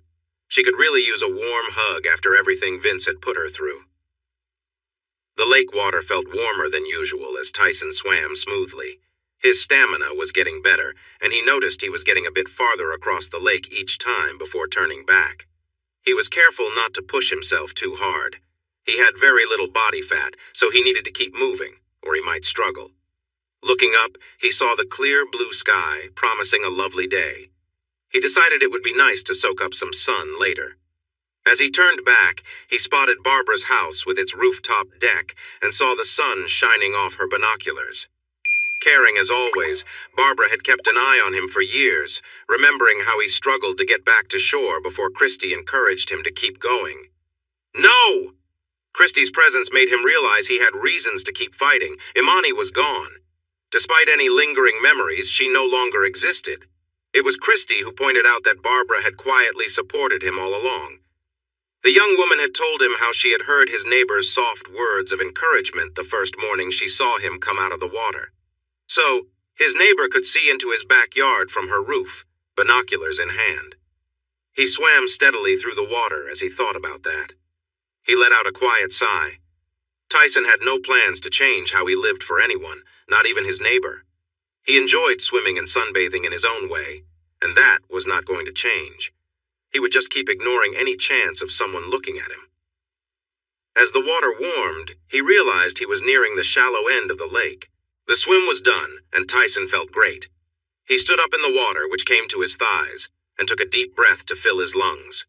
Tomorrow he would swim further. Turning around, he admired his cozy home and felt grateful for it. The morning sun felt nice, so he tilted his head back with his eyes closed, running his hands through his hair to dry it. He noticed how long his curls had grown, reminding him a bit of Imani. He stepped out of the water, walked onto his lawn, and stretched his arms high, bending slightly to each side. Suddenly, a loud gasp made him open his eyes. He saw a young woman staring at him, her hand over her mouth, wearing a bright outfit that hugged her figure. Before he could take it all in, she quickly turned and hurried away down the path beside his house. He thought he might need to put a lock on the gate or get a bigger sign that said private. Miranda pedaled her bike along the winding path, her thoughts racing. What had she just witnessed? After a moment, she stopped at a small rest area with benches and took a seat, grabbing her water bottle. Christy had never mentioned that Tyson had family living with him. Was it possible he had a cousin? She clearly remembered that he was supposed to be an only child, so the man she had just seen had to be him, and he had been completely uncovered. She had caught a glimpse of a family resemblance before her eyes focused on nothing else but what she had seen. The gasp she had let out surprised even her. She gently patted her cheeks to shake off her daze. It would take some time to forget that picture. Climbing back on her bicycle, she set off again. She needed to talk to Christy about her request, as it seemed things were a little more complicated than she thought. "Good morning, Tyson," Christy called out after finishing her breakfast. "Hey, Christy, how's it going today?" he replied cheerfully. Christy smiled at the warmth in his voice, but soon remembered why she called, and her smile faded a bit. "I was wondering if I could come by this afternoon." "Of course. You know I'll make time for you," he joked lightly, though she caught a hint of hope in his tone. It made her heart flutter. "Not today," she said softly. "That's all right. Hey, do you remember your first visit to my home?" he asked, changing the subject. The shift in conversation surprised her, but her smile returned. "How could I ever forget that?" He laughed at her excitement. "Well, this morning I had another young visitor in my backyard, and she screamed and ran off." Christy noticed a hint of worry in his voice. "What did she look like?" she asked, pretty sure she knew who it was. She was covering her face, but she had beautiful brown eyes and long brown hair in a braid. She wore something very snug and strange shoes. "Ah, that was my friend Miranda Moreno. She likes to ride her bike on the country roads for fun. I told her we were friends and that I visited you at the lake, but I didn't expect her to show up today." "You mentioned us to her?" Tyson asked, and she could feel the unasked question in the air. "Just that we were friends. I kept it simple," she said with a smile. Then I might have messed up her first impression, he sighed. Christy couldn't help but giggle. I wouldn't say you messed up. You didn't scream. Her giggles turned into laughter.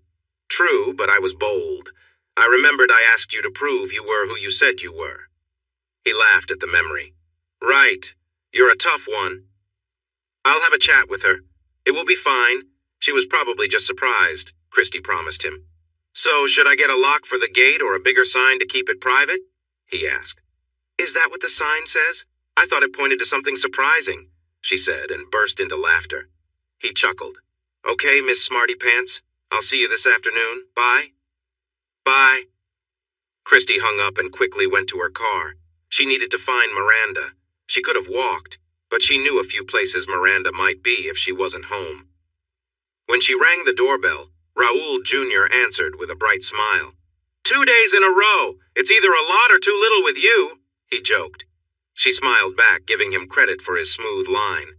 I'm looking for Miranda, she replied sweetly. He sighed dramatically. Someday I hope you'll come to visit me. She grinned and raised an eyebrow. Not today. Raoul stepped back and motioned for her to go upstairs. She's back from her ride. She's in her room. Christy smiled and climbed the stairs, aware that he was watching her. You staring just makes it less likely to happen. She heard him make a sound of frustration, and then she was at her friend's bedroom door. She knocked. Miranda? It's me, Christy. She heard a squeak and some noise as if something fell. Just a sec, Miranda called from behind the door. Christy waited, trying not to think about the strange buzzing noise coming from inside. The door opened and Miranda stepped into the hall, her face a bit red. How about we sit on the patio? It's a beautiful day outside, she said quickly. Christy could still hear something buzzing angrily inside. Are you sure you don't want to turn that off first? She asked carefully. Miranda's shoulders dropped and she sighed. Okay, can you help me move the bed? They went inside and moved the bed away from the wall so Miranda could retrieve the personal item that had fallen between the mattress and the wall. She turned it off and placed it in the drawer of her bedside table. After pushing the bed back, they sat facing each other. Miranda's face looked flushed. I heard you had an interesting visit at Tyson's this morning, Christy began. Miranda's eyes widened. You didn't tell me Tyson had family living with him, and they were nudists, she exclaimed. Oh, you saw him without clothes? Christy said, grinning widely. She found this amusing. Saw him? He walked out of the lake like some kind of angel. He's so handsome, Miranda sighed. Who is he? Tyson's younger cousin? Christy laughed happily, and Miranda couldn't help but smile at that sound. Miranda, that was Tyson. The lovely brunette's smile faded into confusion. No, Mr. Kane is almost 60. This man looked to be in his 40s or 30s. Tyson lives alone. The man you saw come out of the lake was him. He swims every day. She took a breath and reached for Miranda's hand. Listen, he struggled a lot after the accident. He worked hard to improve himself. He lost weight and got fit. He's still really focused on his fitness. Miranda stared at Christy, realizing something. It's him! He's your mystery guy, she gasped. Christy smiled gently. Guy isn't quite right. He's a good friend, but there's no romantic love between us. But you're intimate with him. Christy's smile grew as she nodded. Tyson is amazing. Miranda squealed with excitement as Christy confirmed her guess. Christy raised her hands to calm her friend. That's something just for us. Tyson wasn't looking for this. He was really closed off when we first met. He didn't want me around or to join him for walks. We wouldn't have been close if I hadn't pursued him so much. He had concerns about our age difference. It didn't bother me. He's just so attractive. Miranda thought about Christy's request for her to check in on Tyson. Were you hoping I might connect with Tyson too? Christy looked at her in surprise. No. Oh no. I just wanted someone to help keep Tyson from withdrawing. He needed someone to talk to, someone to connect with in person. Once you get to know him, if you want to start a close relationship, you'll need to discuss it with him. He is a great person, but if I hadn't encouraged it, it might never have happened. He is very polite, she said with a warm smile. Miranda thought about what she had learned. She realized it was too soon after Vince to look for another boyfriend. She could use some time away from dating, but having someone to talk to could be nice. Then, an idea came to her mind. "You mentioned he is really into working out, right?" she asked. Christy nodded, and with excitement, Miranda jumped off the bed and pulled her friend with her. They hurried downstairs to the backyard and headed toward the big garage at the end of the driveway. Once inside, Miranda led Christy up to the loft. There, they saw several old bicycles hanging from the ceiling. She turned to her friend, full of enthusiasm. "We can fix up one of these bikes for him, and he can ride with me," Miranda said excitedly. Christy liked the idea, but realized that none of the bikes would probably be strong enough for Tyson. He would likely bend them if he tried hard. However, getting him a new bike, one that fit him and was tough enough, was a brilliant plan. It would help him stay active and give him a chance to explore beyond his neighborhood. Plus, it would give Miranda a reason to spend time with him too. "Miranda, that is a great idea, but we need to think bigger. Can you take me to the best bike shop right now?" she asked, her voice full of excitement. Miranda felt the thrill and nodded quickly. "I know just the place to go." Tyson heard the sound of tires on the gravel of his driveway and smiled. Christy had arrived. When he heard another set of tires, he turned toward the door. Was there another car? He checked the oven to ensure everything was fine before going to open the door.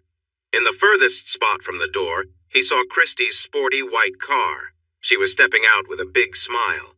In the closest spot to the house, a blue pickup came to a stop. Through the passenger window, he saw the pretty brunette from that morning, looking back at him with wide eyes and a shy smile. The truck's engine turned off and the brunette stepped out. She wore a new stylish outfit paired with sneakers. On the other side of the pickup was a tall, attractive young man who looked like he could be related to the brunette. He watched with a playful smile as Tyson stood on his steps in an apron, shorts that weren't fully visible, and sandals. "Do you greet all your visitors in just an apron?" Christy called out cheerfully. Tyson lifted the apron to show his shorts, making Christy gasp in surprise, probably thinking he was undressed underneath. "You know I don't have many guests except for you and George. Plus, I was baking cookies," he said. By then, Christy was next to another woman. "Tyson, this is my good friend Miranda Moreno, and this young man is her brother, Raul Jr." Tyson saw right away that Raul felt good about being called young, but didn't seem to like being called Junior. "Hello, Miranda, Raul." He received a bright smile from Miranda and a pleased grin from Raul, but he still looked a bit amused. Maybe he didn't like the idea of a man in an apron. "I'm really sorry I came into your backyard this morning without asking," Miranda said sincerely. Tyson waved his hand. "Would you like a freshly baked cookie?" "Ooh, the charming man is inviting us in with sweets. What could go wrong?" Christy joked, linking her arm with Miranda. Tyson stood back and held the door open for them. The ladies stepped inside while Raul paused with an irritated look. As Christy showed Miranda around, he glanced back at Tyson, who raised an eyebrow at him. "How can she call you charming when you're dressed like that?" Raul said with a frown. "Dressed like what? Who told you that kind of thinking is right?" Tyson shot back with a smile as he walked into the kitchen. He picked up a cookie, still warm, and handed it to Raul. The young man took a bite and nodded in appreciation as it melted in his mouth. Tyson then offered the plate of cookies to the ladies, who each took one. "Oh, this is so good," Christy said happily as she moved closer. "Thank you for the treats." She leaned in, making him feel a little shy about the affection, but he couldn't resist kissing her until she smiled and pulled back. Raul stared at them in shock. "What? He's a gentleman, great in the kitchen, organized and quite charming," Christy said. "Those are things women like—" Raul started to argue. "Seriously, where are you getting these silly ideas that work should be divided by gender? I thought I was old-fashioned. You make me feel young," Tyson replied. Raul looked at him, surprised. "How old are you?" 59. "What?" Raul turned to Christy in disbelief. "Are you dating a grandfather?" Tyson looked over at Miranda, who continued to stare. "What do you mean?" "Grandfather," she replied softly. Tyson thought about it, feeling a mix of anger and confusion. He wasn't sure why Christy was interested in Raul. He shrugged. "I might be old enough to be one, but I don't have any kids or grandkids. That part of my life is long gone," he said with a sigh. Raul wasn't done.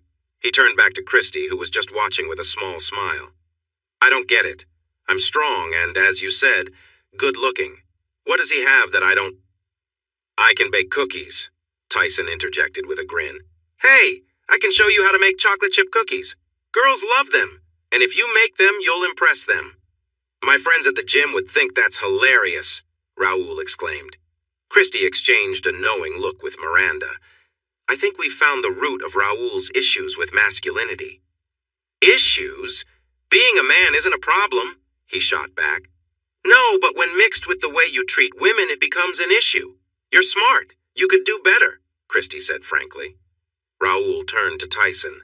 Okay, you can teach me how to bake, but only if you can beat me in arm wrestling. Tyson blinked at Raoul, who seemed sure of his strength. He sighed, noticing Raoul's strong arms. This might not end well for him, but he was used to handling pain. Fine then, Tyson said, taking off his apron. Raoul looked a bit surprised. If it helps, you can take off your shirt too, Tyson suggested. In no time, Raoul followed suit. He wasn't as broad as Tyson, but he had long, smooth muscles. Christy nodded in approval, and Raoul wore a confident grin. Tyson approached the kitchen island and rested his elbow on it. Raoul grasped his hand, and they gripped their left hands on the countertop.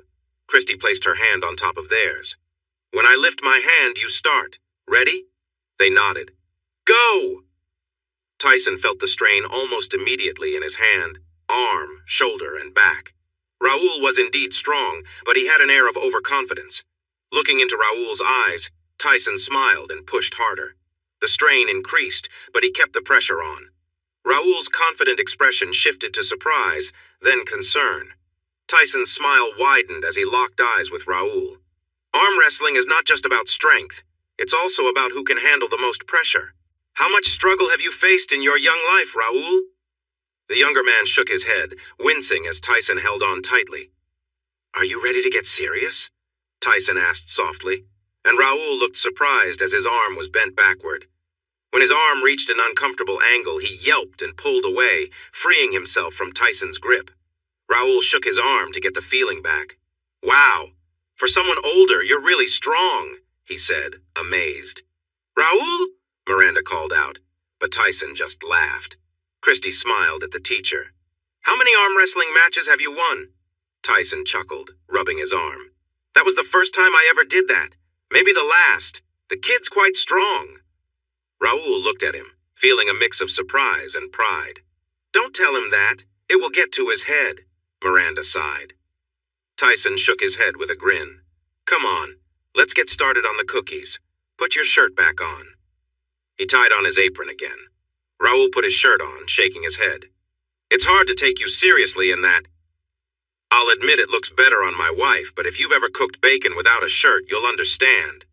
He looked at Raoul. Never try it without a shirt. This made everyone wince and laugh. And you know what you need to wear one of these comfortably? Raoul wanted to seem smart, but was confused about where Tyson was going with this. Confidence. People respond to that. Don't confuse it with arrogance. Confidence is being at ease with yourself. It's not about how you look that makes you a man. Raoul smiled and nodded. Let's make cookies. Christy and Miranda sat at the counter, watching the two men bake chocolate chip cookies from scratch. Tyson mostly guided Raoul, letting him do all the work. When the cookies were ready and cool enough to try, the women cheered for Raoul's successful baking. Raoul smiled at Tyson, enjoying the praise from Christy. What do you do? Tyson shook his head. I'm retired. But what did you do before that? Raoul pressed. Tyson sighed. I was a math teacher. No way. You're a math whiz, Raoul said, laughing. Christy moved closer to Tyson, leaning against him as she talked to Raoul. Certified genius-level math whiz, she teased. Tyson chuckled and gave her a sweet kiss. You say the nicest things. He looked at Raoul, who seemed uncertain about Christy's affection toward him. If you're so smart, why aren't you teaching? Raoul asked, a bit confrontational. Tyson's smile faded. People keep saying that, and I keep telling them I'm done.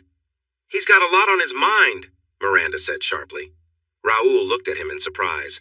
Tyson shot a look at Miranda, then turned to Christy. You have been talking about me with others? He asked. Christy met his gaze and nodded. Miranda had a great idea, and we're here to make it happen. Tyson was surprised by her boldness since he expected her to be defensive. Idea? "Come outside," Christy said with a big smile. And once again, Tyson found himself drawn in by her excitement. Miranda stood behind them, also smiling. Her brother followed, looking worried. In the driveway, Raoul pulled off a tarp covering the back of the truck. He revealed a road bicycle. It was a shiny silver with bright green accents and black wheels. Raoul lifted it out, and Miranda took it from him. She and Christy brought it over to Tyson. Then Raoul pulled back another blanket and took out another bicycle. Tyson watched as the two women turned the silver bike so he could see it better. "Christy bought you a bicycle!" Miranda cheered. Tyson looked at the beautiful blonde, his mouth open with surprise. She bit her lip nervously, and he closed his mouth, returning his gaze to the sleek bike. "It's amazing! It looks so fast, even just standing there," he said. "Do you know how to ride one?" Raoul asked, and suddenly the two women looked worried, realizing he might not. Tyson couldn't help but laugh at their faces. He smiled at Raoul. "Yes, I can ride, though it's been a while and I don't see where to change gears." Miranda breathed a sigh of relief and quickly pointed out that the brake levers also worked as gear shifters. Tyson took Christy's hand and looked into her eyes. "Thank you. This is really thoughtful of you." He admired the bike again. "It's not a car. It feels different. You can't drive it like a car. It helps you exercise, and you can go farther, much faster than walking. Now you can get into town easily," Christy said.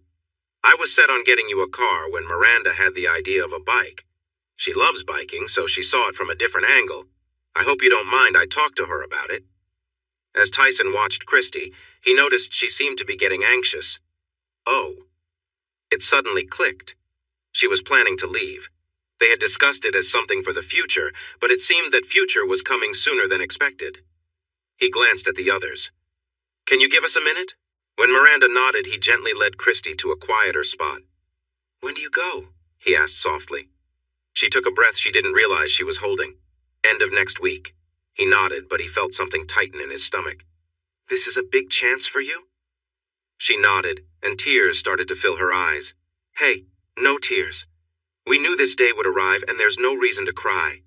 We're good friends and always will be. I'll always be cheering for you in whatever you decide to do." He looked over at Miranda as another piece of the puzzle came together. "Did you ask your friend to look after me?" he inquired. Christy sniffed. "It's more like you can help each other. My other friends might stop reaching out to her when I'm gone. They don't understand her like I do, and she makes them a bit uneasy. She doesn't have anyone else because she can be a bit shy. She could use a friend to help her feel better about herself. Plus, she hasn't had great luck with boyfriends lately. She rides alone, and I worry about that. She should be with other cyclists. Could you ride with her sometimes? I hope you enjoy biking." He felt relieved that he wasn't just a charity case. "I love biking. Thank you so much. I will definitely ride it, and if it helps me feel free, that's even better." "Great, because I have more surprises," she said excitedly and ran to her car. She grabbed a couple of bags from the trunk and hurried back to him. In one of the bags was a bike helmet. It was shiny black with lots of ventilation holes. There were a few bright stripes on the sides, matching the bike. He also noticed black fingerless gloves with padded palms. "Is this going to fit over all my hair?" he asked. "Maybe I should cut it short like before." "No!" Christy and Miranda shouted, both laughing. Christy was the first to stop laughing. "Your hair is beautiful and fits your new style. Leave it long, please," she said with a playful look. He sighed. Pushing his hair back, he managed to put the helmet on, but his hair was sticking out behind it. Miranda stepped forward and gathered his hair. "You should tie it back before you put the helmet on." "Right, good idea." He noticed she was still holding his hair. "You can let go now," he said with a smile. She gave him an embarrassed smile and stepped back. Next, Christy pulled out black bike shorts, black ankle socks, and a black cycling jersey from the shopping bag. She held the jersey out to him, and he lifted it by the shoulders. Tyson laughed happily as the shirt, a deep black, was covered in math formulas that looked like chalk scribbles. "A math nerd cycling shirt? This is amazing!" Christy and Miranda smiled brightly, sharing the joy of the moment. "Go put them on," Christy said. "Nothing goes on under the bike shorts," Miranda replied, her face turning red. He took off his helmet and left it with Miranda as he went inside the house with the clothes. In his room, He changed into the bike shorts, which felt snug. The padding made him feel strange, almost like he was wearing something extra. He put on the jersey, which also fit closely, but it didn't get in his way. Looking in the mirror, he noticed his hair was as long as Imani's once was. He went to her dresser and opened the top right drawer. Inside were Imani's hair ties. He picked a white one and tied his hair back as best as he could. He looked in the mirror again and thought it looked okay. He put on new socks and his sneakers at the front door. He didn't have the cool shoes that Miranda had. As he walked outside, he heard Christy whistle. "The pants could be a little less tight," he said. "No, they look great," Christy said, smiling at him. She walked over and gently patted his chest while looking at how the jersey fit. "I need to go, but I'd like to visit this weekend. Saturday afternoon to Sunday afternoon?" He smiled back. "Sure, that sounds nice."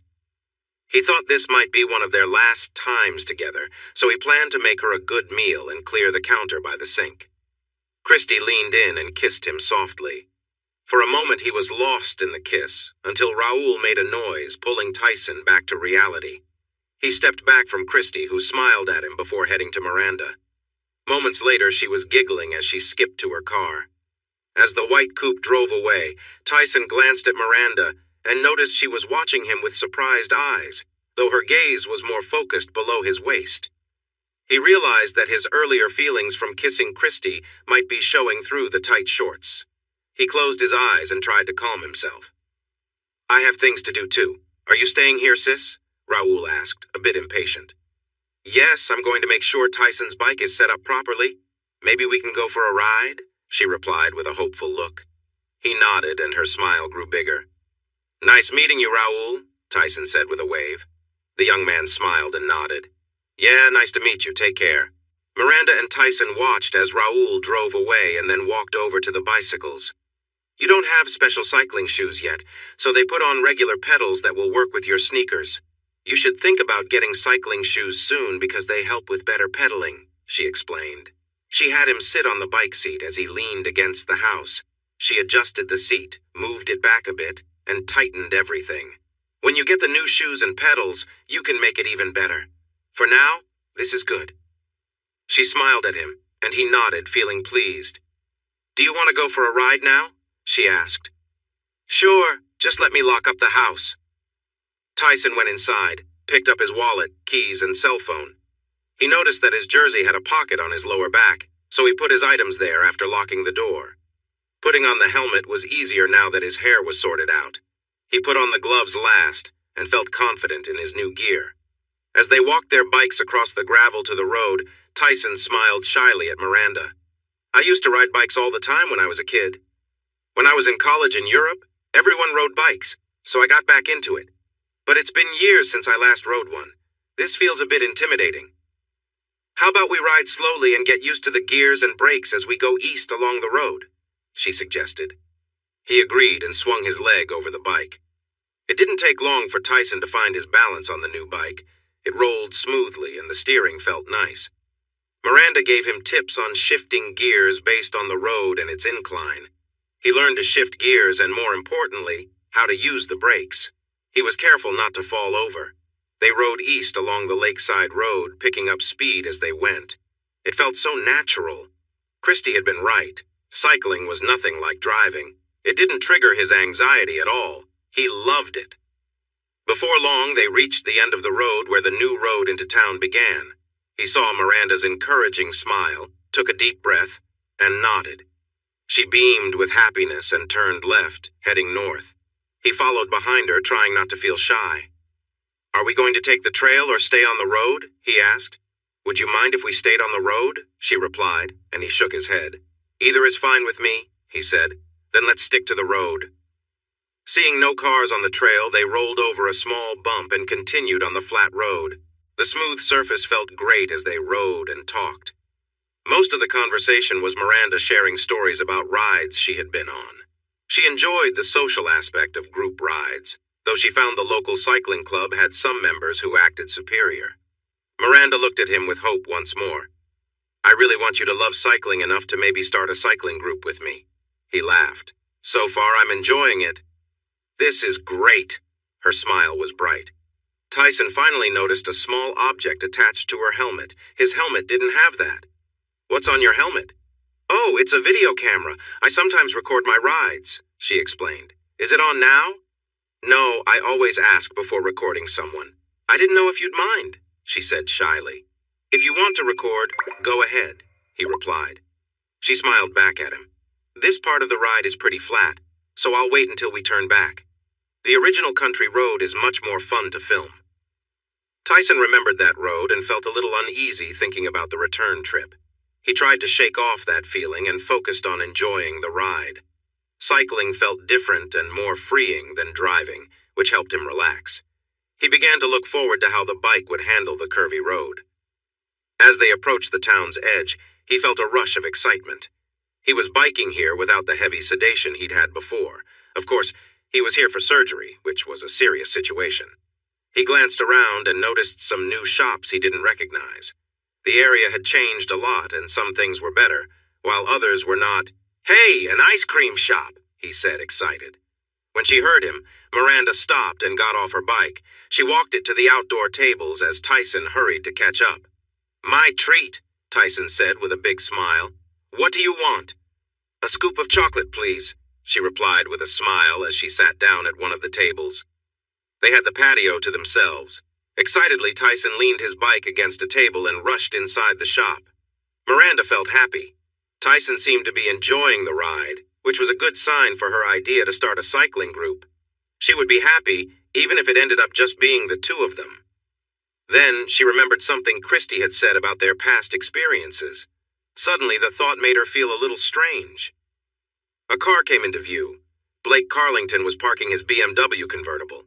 She noticed him checking to see if she was alone, and she felt uncomfortable. She turned on her helmet camera just to be safe. "Where's Christy?" he asked sharply. Miranda didn't like Blake. He had a way of looking at her that reminded her of someone else who made her uncomfortable. "I don't know where she is," she said flatly. "My friend at the bike shop told me Christy spent a lot of money on a silver Cannondale racing bike, and here it is," he said as he got out of his car. "This just proves how untrustworthy you are. First the stories about Vince, and now this." He reached for the bike. "Don't touch it. It's not yours, just like Christy isn't yours to touch." She could see Blake getting angry as he stared at her. "You should watch how you talk to people like me," he warned. "Maybe I should teach you some respect." He stepped closer, and she wished she had been quieter. "Hey, back off right now." Tyson's deep voice broke through the tense moment, and Miranda felt relief flood through her shaky body. "Mind your own business, oh!" Blake growled, turning to see the large man approaching. He took a few steps back from Miranda as he noticed Tyson's strong build. The two small ice cream cones in Tyson's hands made him look even more formidable. Knowing he was a math enthusiast and nearly 60 added to the humor. She managed not to laugh and smiled wide as she took the chocolate ice cream from him. She watched Blake's face change as he put things together. It was clear he was registering Tyson's cycling outfit and the new bike. Her smile grew mischievous. "Who are you?" Blake challenged Tyson. "Who are you?" Tyson replied as he enjoyed a lick of his melting vanilla ice cream. "That's Blake, Christy's ex-fiance," Miranda said cheerfully. "Oh," Tyson responded, and she could see that he was understanding. His body language shifted as he stood against the younger man, licking his ice cream again. Blake was staring back and forth between Tyson and the nice bike Christy had bought. "For him?" "Who are you?" Blake asked again. "Tyson Kane." "Christy's new partner," Miranda added excitedly. Tyson looked at her and shook his head, signaling her to be quiet. He frowned at his melting ice cream and moved it around with his tongue while Miranda watched him, intrigued. Blake's face showed his irritation as he sized Tyson up. "She left me for you?" "No. Christy's choice to end the engagement had nothing to do with me," Tyson said firmly. Miranda chimed in. "Christy seems a lot happier now than she was with Blake." Tyson looked at her in frustration. "You're not helping!" Miranda's eyes grew wide in fear when she saw Blake jump at Tyson while Tyson was focused on her. Tyson reached out and accidentally pushed his ice cream cone into Blake's face, causing Blake to stumble backward, his vision blocked by the cold dessert. Tyson stayed back, watching cautiously, while Blake, blinded, threw a few wild punches. He unintentionally hit a nearby pole. and the sound of his hand hurting made both Miranda and Tyson wince. Blake stopped swinging and cried out in pain. "That's not good. I'll call for help," Tyson said with a sigh as he took out his phone. After hanging up, he asked Miranda to grab some napkins from the shop. When she went outside, a police car pulled up. She handed some napkins to Blake, who was sitting at a table, cradling his hurt hand. The rest of the napkins went to Tyson to clean off the ice cream. Miranda turned off her helmet camera, took out the chip, and put it into her phone to save the video. 2 police officers approached their group. "Did someone call for help?" Tyson started to explain when Blake interrupted, shouting, "I was attacked!" Miranda jumped up, and Tyson placed a finger to his lips to quiet her before addressing the officers. He showed them his ID. "I called for help. Mr. Carlington was upset by something Miss Moreno said about his past relationship. He decided to act aggressively.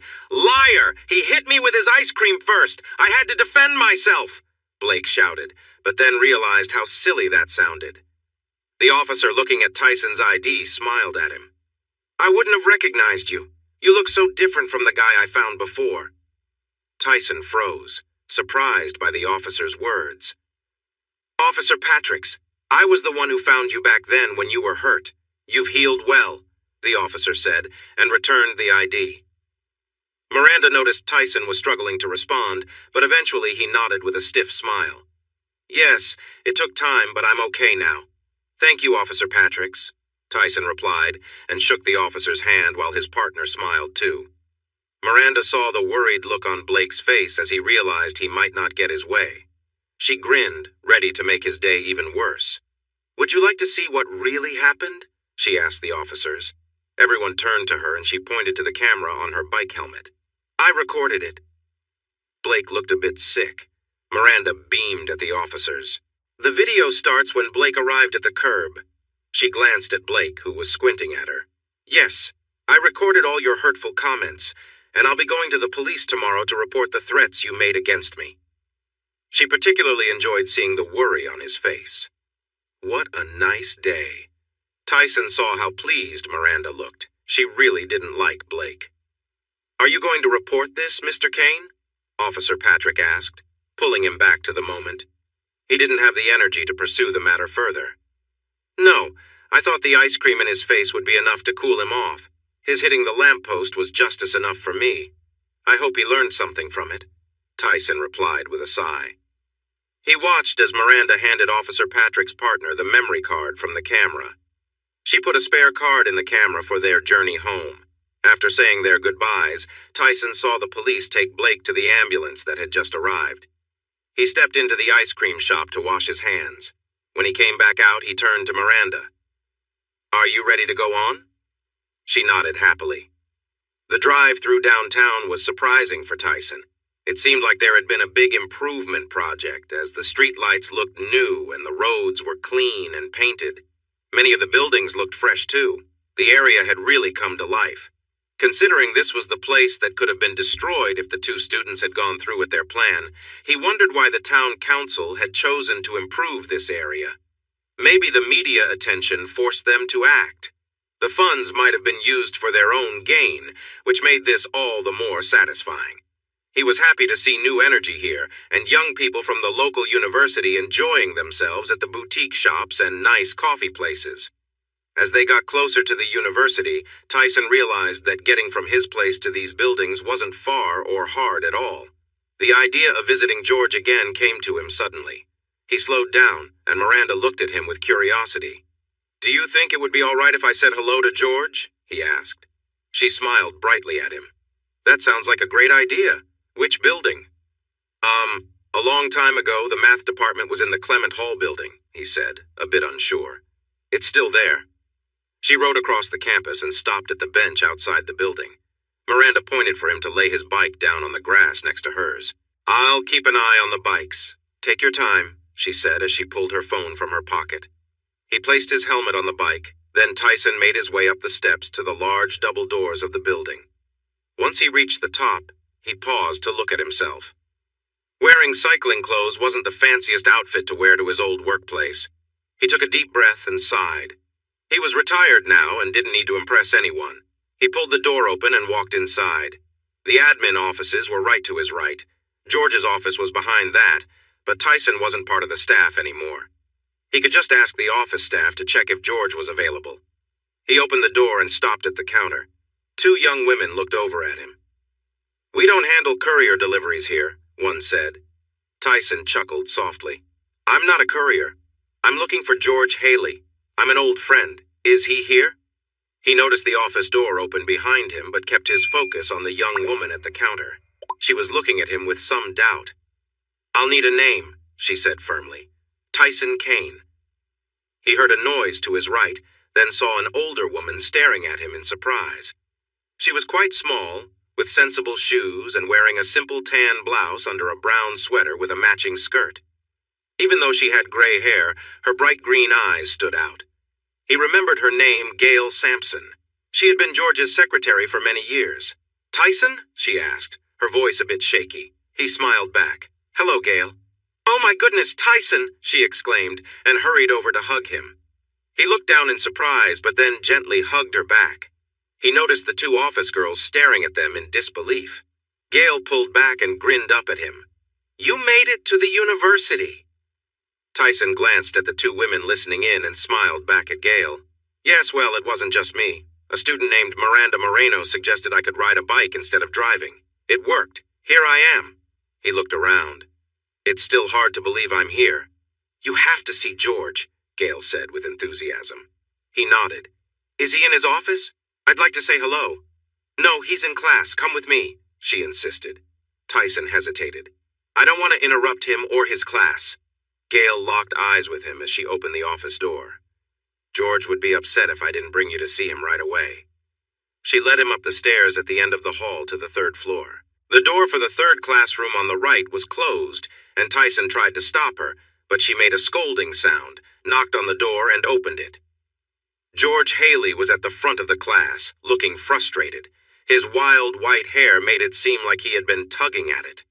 He turned to the door and froze when he saw Tyson standing there. A math book dropped from his hands and hit the floor with a loud thud. Gail gently nudged Tyson forward, and he stepped into the room, feeling the attention of the 18 students shift to him. "You're here?" George exclaimed, his eyes wide with surprise. "How?" George asked, breathless. "A student named Miranda Moreno suggested that if I couldn't travel by car, maybe I could ride a bicycle instead." He looked around the classroom. "It seems I can," he said modestly. "You can't travel in a car? That's boring," a student piped up. "Mr. Phillips, you're about to fail my class. You need to apologize for your lack of understanding or leave my classroom," George shouted, glaring at the stunned young man. "George, it's fine. Being young and not thinking things through isn't a crime, and it's not the end of the world." "There's always hope," Tyson said as he moved closer to his friend. "Apologize," George said quietly, his tone serious. "I'm sorry," Mr. Phillips said quickly. Tyson watched his friend, who seemed to be calming down. "I'm sorry. I didn't mean to disrupt your class. I managed to come to town without any trouble, and I thought I would visit you since you visited me so often," Tyson explained. "That's amazing, and I appreciate you sharing this moment with me," George said, stepping forward to hold Tyson's hands. "Mr. Haley, can you introduce us to your friend?" asked a lovely raven-haired girl with a short haircut in the front row. Tyson felt her gaze on him. George let go of Tyson's hands and smiled brightly at the girl. "Of course, Miss DeWitt." He placed a hand on Tyson's back and turned him to face the students. "This is my good friend, Tyson Kane." Some students looked surprised. They seemed to recognize him from events 6 years ago. Miss DeWitt appeared to be one of those people. The same Tyson Kane who... Yes, but even more important, he's Tyson Kane, the math genius. Tyson smiled at his friend's excitement but shook his head, feeling shy. Noticing the doubt on the students' faces, George glanced at the clock. "All right, we have 20 minutes left in class. How many of you are still confused about this chapter?" All hands went up and the professor frowned. He then looked at Tyson with hope. "I've messed this up. Can you help them?" Tyson stepped back slightly, then looked at the eager young faces. He didn't even notice he was moving to the front of the class until George handed him the textbook he had dropped earlier. He looked down at the page and saw what they were studying. To understand their issues better, he began asking them what they found difficult. Once he gathered enough information, he had everyone stand up, reach their arms out, shake them, and blow raspberries to clear their minds. He showed them how to do it, and after some laughter, he got 16 out of 18 students to join in. Mr. Phillips and the boy beside him did not participate. Tyson turned his focus to them. "Mr. Phillips and—" he asked, looking at the embarrassed man. "Mr. Kent?" the young man replied quietly. Tyson nodded. "Mr. Phillips and Mr. Kent, you need to clear your mind. Try something completely different from what you have done before. How about this?" He suddenly posed like a strong athlete and made a funny noise, making the class laugh. Mr. Kent joined in and copied him perfectly, so Tyson clapped. Mr. Phillips made a weak attempt, which Tyson accepted with a nod. "Great! Now that we're feeling fresh, let me share a little story," Tyson said cheerfully. 12 minutes later, the students were leaving the room, chatting excitedly. Tyson leaned back against the desk, feeling a warmth inside him that he thought was lost. Miss DeWitt stopped in front of him. "Thank you for coming today. We all feel much better now that we understand. If you wanted to visit us more often, we would love to have you. I would really appreciate it." She smiled and walked out, giving him a look over her shoulder. George wore a big, pleased smile, and Gail leaned against the wall by the door, smiling too. Tyson shook off the gentle invitation. "Thanks for letting me try again. That was enjoyable." George shook his head. "Enjoyable, he calls it enjoyable. Did you see how frustrated I was when you arrived? This topic isn't fun unless you truly love it. For you, it comes alive. For me, it's just hard work. No one listens to me, but you had every student hanging on your every word." "Not Mr. Phillips." George sighed. "No, not him. He came in with his guard up." Tyson nodded. "You can't help someone who doesn't want to be helped." He looked at George and Gail. "I missed you both." Gail stepped closer. "We missed you too. The students missed you as well. They've been listening to George for too long. They need you back." Tyson looked at her in surprise. "I was only helping George this one time. I'm retired." "You did me a huge favor, and I really appreciate it," George said, giving him a friendly pat on the arm. "But you can't tell me you didn't feel it, the excitement of connecting, the joy of reaching their minds, the reward of helping them learn. You are a teacher. Math is your passion. Teaching is second nature to you. The students haven't left my classes as inspired as they did after those 20 minutes with you. I'm passionate about physics, and I've been covering these math classes. They could be yours again, and everyone would gain from it." George paused when he saw that Tyson was going to argue, so he raised his hands. "We might be a bit too excited about the new freedom you have. Take some time to think about it, and remember you can always visit us. I believe Miss DeWitt mentioned other things would be welcome too." "George Haley?" Gail said with a light scolding tone. "I'm just saying," George replied with a grin and a shrug. Tyson gave George a hug and then hugged Gail, who accepted it with a big smile. "I should go now since I left Miranda waiting outside with the bikes." "Ah, we should go with you to thank her in person," George said, and Gail nodded in agreement. Tyson led his friends downstairs and out the front door to meet Miranda, who was waiting. Gail stepped forward and hugged the surprised girl, followed by George. "Thank you so much for helping Tyson find a way to get out of his isolation," George said excitedly. "Oh, it wasn't anything special. I was hoping he would enjoy cycling enough to ride with me," she said shyly. Gail gave her hand a gentle pat. "It was still your idea to help him get to town. None of us thought of that, and George has been visiting him for years." She looked at George with a hint of annoyance, but he just shrugged it off. George observed Tyson put on his helmet and looked at the bicycle, his eyebrows raised. "That's a nice bike. How much did it cost?" Tyson blinked and turned to Miranda. She looked like she wanted to change the subject. "How much did Christy pay for the bike?" he asked. Miranda looked up at him. $6,000, she said quietly. "What?" Tyson gasped. Miranda bit her lip, looking a bit anxious. Tyson frowned. "I need to talk to her about that." George placed a hand on Tyson's arm. "The price doesn't compare to the value of your freedom." Tyson considered his friend's words for a moment before nodding. "We should get going. It was great seeing you both again. I'll come back for more visits." "Think about what we talked about too," Gail added, and he gave her a stiff nod as well. They hopped back on their bicycles and waved goodbye to George and Gail as they rode away from the campus. The route they took, guided by new signs, led them to the western edge of town, where a winding country road began. The entrance was blocked to cars, but they rode between the metal posts. Picking up their pace, Tyson began to smile again as the bike glided up and down the gentle hills and took the turns smoothly. He had to admit it was a well-made bike. Even so, he felt that $6,000 was too much for Christy to spend on him. He decided he would ask her to let him pay for part of it because being too generous could be a problem. On a straight stretch of road, he glanced at Miranda, who was looking at him. "Are you upset with us?" she asked. "No, you meant well," he replied. "I'm sure I could have ridden a bike that cost less than $1,000 and still enjoyed it almost as much as I do this amazing bicycle." He sighed, feeling the joy of the ride. "So, does this mean you'll keep going on rides with me?" Miranda asked. He smiled when he saw the road starting to rise ahead. "Yes, for sure. I want to go on more rides with you. This is great." Miranda squealed with happiness and then sped off, giggling. He lifted himself off the seat to catch up. He felt like a kid again, and it felt good. Devin Wilson walked through the hospital's emergency ward, feeling down. Once, the chief surgeon brightened up the room when he came in, and the nurses were always excited to see him. Now, they seemed to avoid him. He couldn't blame them. He knew he was a bit short-tempered these days. Two police officers were waiting with a young man whose body language showed he was used to privilege. Devin couldn't fully relate, but he understood the life of comfort. He had grown up in a wealthy family, never wanted for anything. He attended top schools and went to a well-known medical college. He was active in the best sports clubs and socialized with rich people. His marriage to Cecily had been more about connections than love, and it ended poorly. After the divorce, he decided he didn't want to marry again, although for one special woman, he might have reconsidered.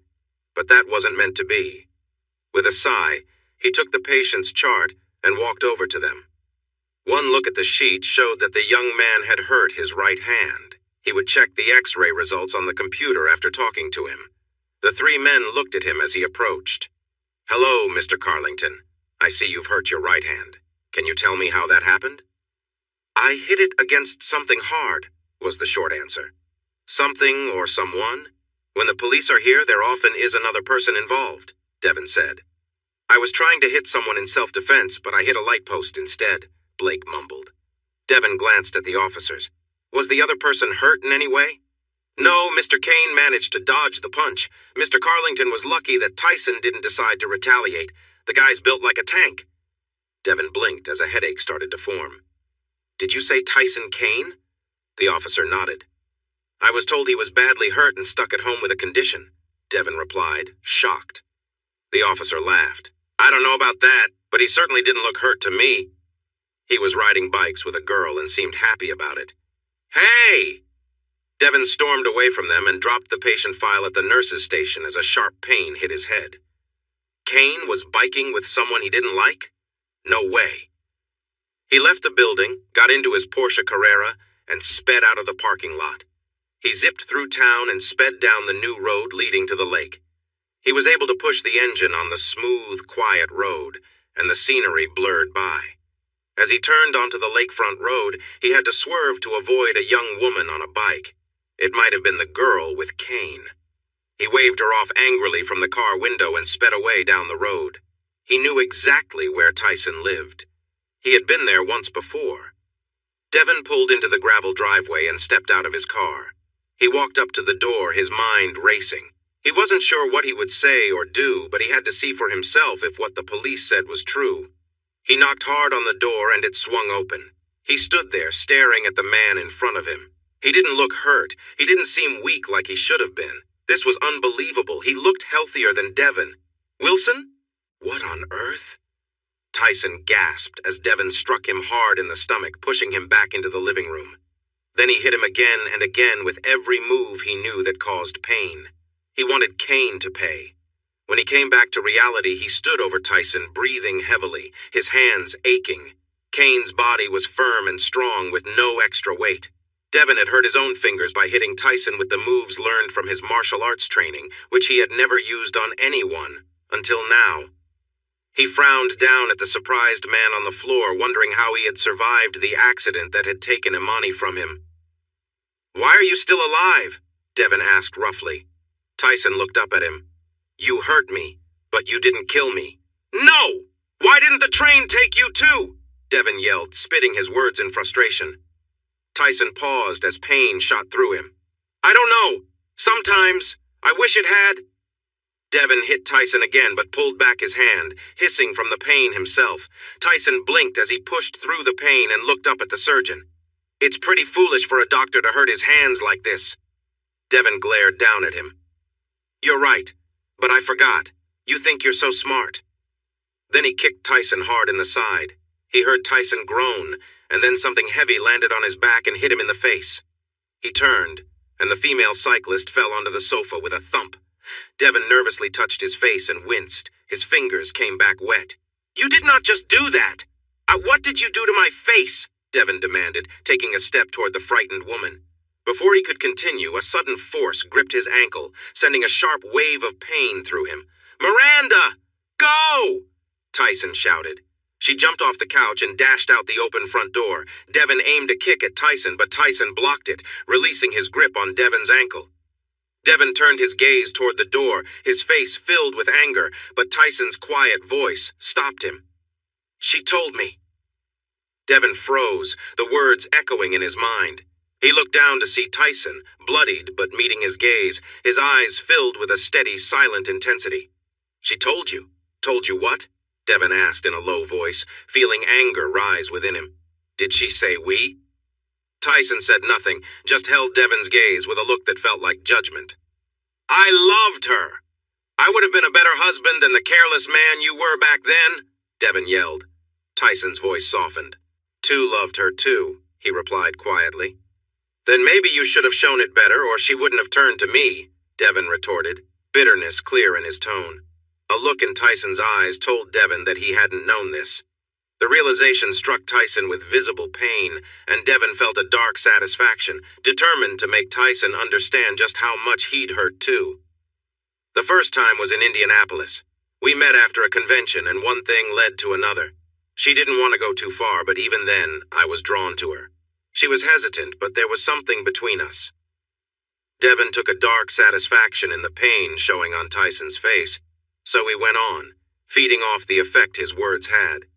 "She kept her distance at work, but when we met at another conference in San Francisco, it was different. She was drawn to me, Tyson. Every chance we got, we were together, and eventually I realized I loved her." Devon began to pace, the words flowing out as he struggled with his own frustration. "I wanted her to leave you, to be with me completely. I even came here to ask her to start over with me, to tell her I'd make her happy." He took a deep, bitter breath. "But she said no. She said she loved you." His expression turned pained, almost haunted. "She loved you, but still wanted me close. How could that be love?" he muttered, lost in the memories. Devon's face twisted with sorrow as he recalled the last time they'd been together. "I thought if we could truly be together, she'd understand we were meant to be. But she made me leave, told me to walk away." His voice softened, laced with regret. "She should have loved me." "That night, you went to the party." Devon kicked Tyson hard in the side, but then Tyson struck back, hitting Devon right on the nose. Devon felt a sharp pain and light flashed in front of him.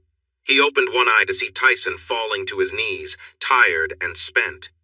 Devon was ready to retaliate for what had happened, but then a sudden blow landed that made him cry out in pain. He fell to the ground, unable to move. Tyson knelt on the floor, feeling exhausted, but he knew he needed to do something. Suddenly, red and blue lights filled the room, and he had nothing left to give. Just as he sank down, he lost consciousness. Tyson woke up in a hospital room, the lights dim. Panic filled him as he struggled to remember what had happened. It felt like he had just returned from a terrible experience. The pain he felt then was much worse compared to what he felt now. But the emotional pain was still heavy. Devon's words echoed in his mind, causing a deep ache in his heart. Every single breath felt hard. "I'm sorry," he murmured to someone not there. He couldn't focus on that now. He shut his eyes and thought through his problems. But when he opened them again, The person he thought of was still there, looking far too beautiful. He turned away. "Please go," he said softly. "I can't." "Why?" he shouted. That question lingered in his mind. He wanted answers he knew he would never find, especially not from an image in his head. "Mr. Kane, are you awake?" A nurse walked in, looking worried. Tyson realized tears were flowing down his cheeks. He reached for a tissue, and the nurse handed it to him. After drying his face, he nodded. "Yes, thank you. Sorry for yelling." She offered a sympathetic smile. "It's okay. You've been through a lot today." He smiled back weakly. "It wasn't all bad. I enjoyed cycling again and saw my friends at campus. Well, the end was not good." He shifted in his bed. "Wilson didn't break any bones, did he?" "No, as far as I know, you just have many bruises. They just want to keep you here for the night because you were unconscious when they brought you in." She looked towards the door briefly and then smiled at him. "Dr. Wilson has broken bones in both hands and his face needs help. He doesn't look good at all. I don't know what happened with his groin, but the other doctors seemed uncomfortable." Tyson's face fell. "Wilson hurt my wife." The nurse gasped. "How do you know?" His face looked serious. He was bragging. He didn't see how that wouldn't make her care for him. Tyson felt a soft touch on his cheek. Was he crying again? He reached up to dry his tears, but they just kept coming. The nurse stayed by him until he fell asleep from being so tired. The next morning, Tyson was in a wheelchair at the hospital's exit, arguing with the staff. They wanted to give him a ride home, but he insisted he could manage on his own. He became more upset until Miranda appeared beside him. He looked up at her, feeling relieved. "It's okay. We can take him now," she told the office worker and pointed outside. Raoul was in his truck in the driveway. The clerk nodded and left. Tyson looked at Miranda, looking worried. "I can't." She touched his shoulder. "I know. How much are you hurting?" He blinked at her. "I'm sore, but I can walk." "If you can walk, you can ride your bike," she said, helping him outside. Raoul was taking Tyson's bike out of the back of the truck. Tyson smiled at Miranda in thanks, and she responded with a warm smile. Then he was confused. "How did you get my bike from my house?" "After the ambulances took you and Wilson away, I used your keys from the counter to lock up. Raoul picked me up and brought me to the hospital, but they wouldn't let me see you. This morning I called to check when you would be released. We got your bike, helmet, and gloves from your place and locked up again." Miranda held his hand. "When he drove past me on the road, he almost hit me and he looked so mad. I got a bad feeling, so I rode back and saw him standing over you. I didn't think before I jumped in to help. He threw me off and looked like he would hurt me too when you stopped him. When you told me to run, I went just to the driveway and called the police. He didn't follow, so I went back to listen for the police. I gave them a report after you were taken away and told them everything I heard." Tyson looked into her eyes. "The police know what happened to her?" Miranda nodded, and after a moment he nodded back. He put on his gloves and helmet while Raoul got Miranda's bike from the truck too. His brother waved them off and drove away. Tyson carefully got on the bike and took a few breaths to steady himself. Besides some aches from his bruises, he felt all right. He followed Miranda as they rode out of the driveway and across town to the path leading to the lake. He loved this familiar road and was thankful they could go slowly without worrying about cars. Miranda was happy to just ride alongside him in silence. Soon they reached the lakefront road and stopped before his driveway. "Thank you so much for bringing my bike to the hospital." I was not eager to walk home. He reached out for his keys. "My bag is inside," she said. "Your bag?" he replied. "I talked to Christy and told her everything that happened. We both think you should not be alone tonight. She is out of town, so I'm staying." Tyson frowned. "I've been alone for 6 years. I don't need... You know it's different now. I wish I could have been there with you last night. You shouldn't have to face that news alone," Miranda said softly. Tyson took a deep breath, feeling tightness in his chest. She noticed and touched his arm as she walked her bike to the front door. She took out her keys and let herself in. She leaned her bike against the wall as Tyson entered with his bike and placed it next to hers. "You don't have a garage. Is this where you will keep your bike?" Miranda asked. Tyson felt a bit annoyed by Christy and Miranda telling him what to do, so he just nodded. "For now." He walked quickly to his bedroom to grab a pair of shorts and a t-shirt. Then he went into the bathroom and shut the door. He wanted to wash away the smells from the hospital. The water stung his bruises, and he winced but pushed through, washing himself off.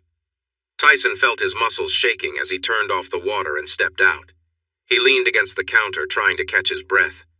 After the night before, his lack of sleep, and the ride home, he felt worn out. He tried to pull on his shorts, but dropped them instead. Oops! The bathroom door opened, and Miranda looked in with concern. "Haven't you heard of knocking?" he said, his voice shaky. "You were groaning the whole time in the shower. You look like you are about to fall over. Come on, you have had enough for today. Besides, I have seen you without clothes," she insisted. She moved next to him, put her arm around him, and helped him lean on her shoulder.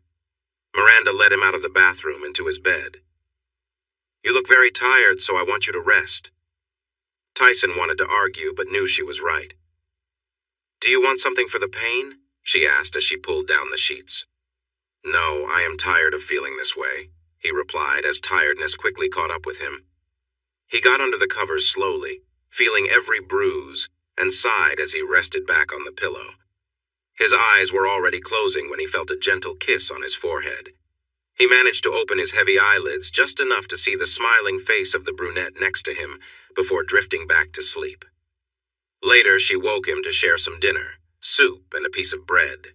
Then he slipped back into slumber. When he awoke again, the house was dark, and he felt warmth beside him. He turned to find dark hair spread across the pillow and Miranda's peaceful face as she slept. He quietly got out of bed, trying to hold back the groans from his sore muscles. He tiptoed out of the bedroom and gently closed the door. He walked to the patio doors and looked out at the dark lake. The moonlight barely lit up the edge of his yard where the water began. "The lake doesn't want you." He sighed, recognizing his thoughts were leading him to memories of her. He had questions he wanted to ask, but knew he would only hear what he already knew. Still, he felt compelled to speak. Turning to his right, he saw Imani standing next to him in her nightie. So beautiful. So sad. He looked back at the lake, not wanting to see her sadness when he was the one in pain. "It seems you didn't need me either," he said softly. "I always needed you," Imani replied gently.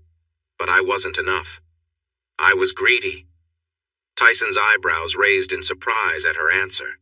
He thought about how she enjoyed the attention from the men at her work and realized he could see it as greed. "And I wasn't your type. You wanted someone else," he said, forcing the words out. "I love you," she whispered. "Yet you were with him more than once, something you never did with me," he said sharply. Then he realized something. "Is that why you held back with me?" "Yes," she admitted quietly, her voice heavy with shame. He shook his head, feeling confused. Was she truly ashamed, or was she only sorry she got caught? After all, she had never come clean. He recalled her angry words in the car that night, how she pointed fingers at him for being unfaithful. "Hypocrite," he shot back. "I'm sorry, I was afraid." He was taken aback. Afraid? Where was that coming from? That doesn't make sense. He refused to believe the excuses. "You were so caught up in your work that I felt left behind. I couldn't connect with that side of your life." He knew she sometimes felt overshadowed by his job, but he had tried to reassure her that he didn't expect her to share his passion for math. Their strengths were different, and that was okay. Tyson thought hard about their marriage and examined his actions. Had he been neglectful? He remembered stealing kisses from her while she was getting ready in the morning, their laughter and how she would sometimes push him away. He hadn't done that every morning, and maybe it happened less in the last year of their marriage, but she never mentioned feeling ignored or unhappy. He shook his head. This didn't explain her unfaithfulness. He was just trying to make sense of it. "That's not a good reason for what you did," he said firmly. "I know," she replied, her voice full of regret. He rubbed his eyes, trying to stop his mind from imagining feelings she might have had. That was just wishful thinking, and he refused to lie to himself. "I want you to leave," he said, glancing at Imani, but found Miranda standing there instead. "Oh," he exclaimed. "Can I stay until morning?" she asked softly. "Morning? Oh, I didn't mean you. You can stay." He quickly changed his answer. Miranda frowned, looking closely at him. "Who were you talking to?" He took a breath. He didn't want to drag too many people into his thoughts, but he felt he had no choice. I meant my wife, or rather, my mind, which sometimes brings her image to me for strange conversations like this. Miranda's eyes widened as she looked around the room. You see her now? No, she's gone. I mean, I'm not seeing her anymore. I don't believe in ghosts, he insisted. Miranda shivered and crossed herself. My mother saw her mother for a while after she passed. She gave my mother some good advice. She comes back now and then, but only to my mother. She glanced at Tyson. We believe. He suddenly felt tired again. He didn't want to argue with her. I'm going back to bed. Miranda took his hand and followed him to the bedroom. They both got under the covers and settled in. She turned her back to him but reached for his arm to pull him closer. He felt her warmth against him, and he tried to pull away, but she held him tight. She brought his hand to her face and kissed it gently. This made him feel confused about the situation. He began to wonder how things had escalated so quickly. He knew he wanted to stop this. Once again, he was getting too close to someone much younger than him. Plus, he was still sore from earlier, and her movements were quickening. When she shifted and made things more intense, he started to protest, but before he could say anything, she leaned back and everything changed. Ah, she whispered softly. Sure, here's a revised version of the text that maintains the narrative while simplifying the language and adhering to your guidelines. So good, she sighed. He could only agree with a grunt because it felt so nice. She was close to him, and her strong muscles made him want more. In a sudden move, he turned her over gently. Now he was above her, and this position felt exciting. Yes, harder, she called out, and he tried to give her what she wanted. He felt tired, but he wanted to keep going, and the sound of their bodies filled the room. I'm close, she said, her voice getting higher. He moved faster because he didn't know how much longer he could keep up. The sounds around them grew louder. Do it harder, she encouraged, and her body shook. Feeling overwhelmed, he collapsed beside her when he could no longer continue. She quickly pulled the covers around her and went to the bathroom for a moment. When she returned, she cuddled up next to him under the covers. Soon, she was breathing softly. Sleep didn't come as easily to him. He lay awake, feeling the warmth of her beside him, trying to understand where his life was heading. I like her. He looked up to see Amani sitting at the end of the bed, watching him with her kind but sad eyes. Glancing down at Miranda, he noticed her peacefully resting. He turned back to Amani. You can go now, he whispered. No, not yet, she replied. Feeling a little frustrated, he asked, Why? I can't say, she said with a little frown. His eyebrows shot up in surprise. This was strange behavior for his mind to create. Soon? He asked. She smiled and nodded briefly, and in the next moment, she vanished. Tyson felt a sense of relief from having even a hint of what might happen. A calm washed over him, and he began to look forward to the day ahead. So much could change. With his heart racing and taking deep breaths, Tyson smiled at the girl whose face lit up in the morning light with happiness. Dang, you're getting too good for me, Miranda joked. He laughed as they rode their bikes toward the university. He had come to really enjoy cycling again. What had started as a childhood hobby had become an important part of his exercise routine and his only way to travel between his cottage by the lake and the university. After 6 years of feeling stuck, Tyson's life was finally starting to improve. In the last 10 months, he had begun to reconnect with his old life. The university welcomed him back, and he was given a new office down the hall from George's. True, it was an old storage room that they had fixed up, but his friend was thrilled to have him back. George didn't mind that Tyson's new office was nicer and even had its own bathroom. He was just happy to be back teaching his favorite subject, physics. Instead of getting a parking spot, Tyson had a bicycle locker built because he wouldn't be driving for a while. His PTSD made it hard for him to be in a car without feeling very anxious. He enjoyed biking and rode in any weather. He bought a mountain bike with a rear rack and bag so he could ride to town for groceries. This helped him get healthier and made him feel more independent. Plus, it saved him money on delivery. His racing bike was what he used daily to get to campus. Every day, Miranda met him outside his cottage and raced him to school. It took him months to get better at biking, but now he won more often than not. Although they both loved biking, Miranda no longer shared his living space. She was seeing someone new who treated her much better than her past boyfriends. Tyson was very happy for her. Christy was doing well in New York. He got regular emails from her, and her career was moving forward. She might be traveling soon, since her company was planning to expand into Europe, starting with Paris. Christy was very excited about that. During her last visit, she told him she had started dating someone. This made him feel uneasy, especially since they had just spent a wonderful evening together. She admitted her new boyfriend wasn't as exciting in their relationship.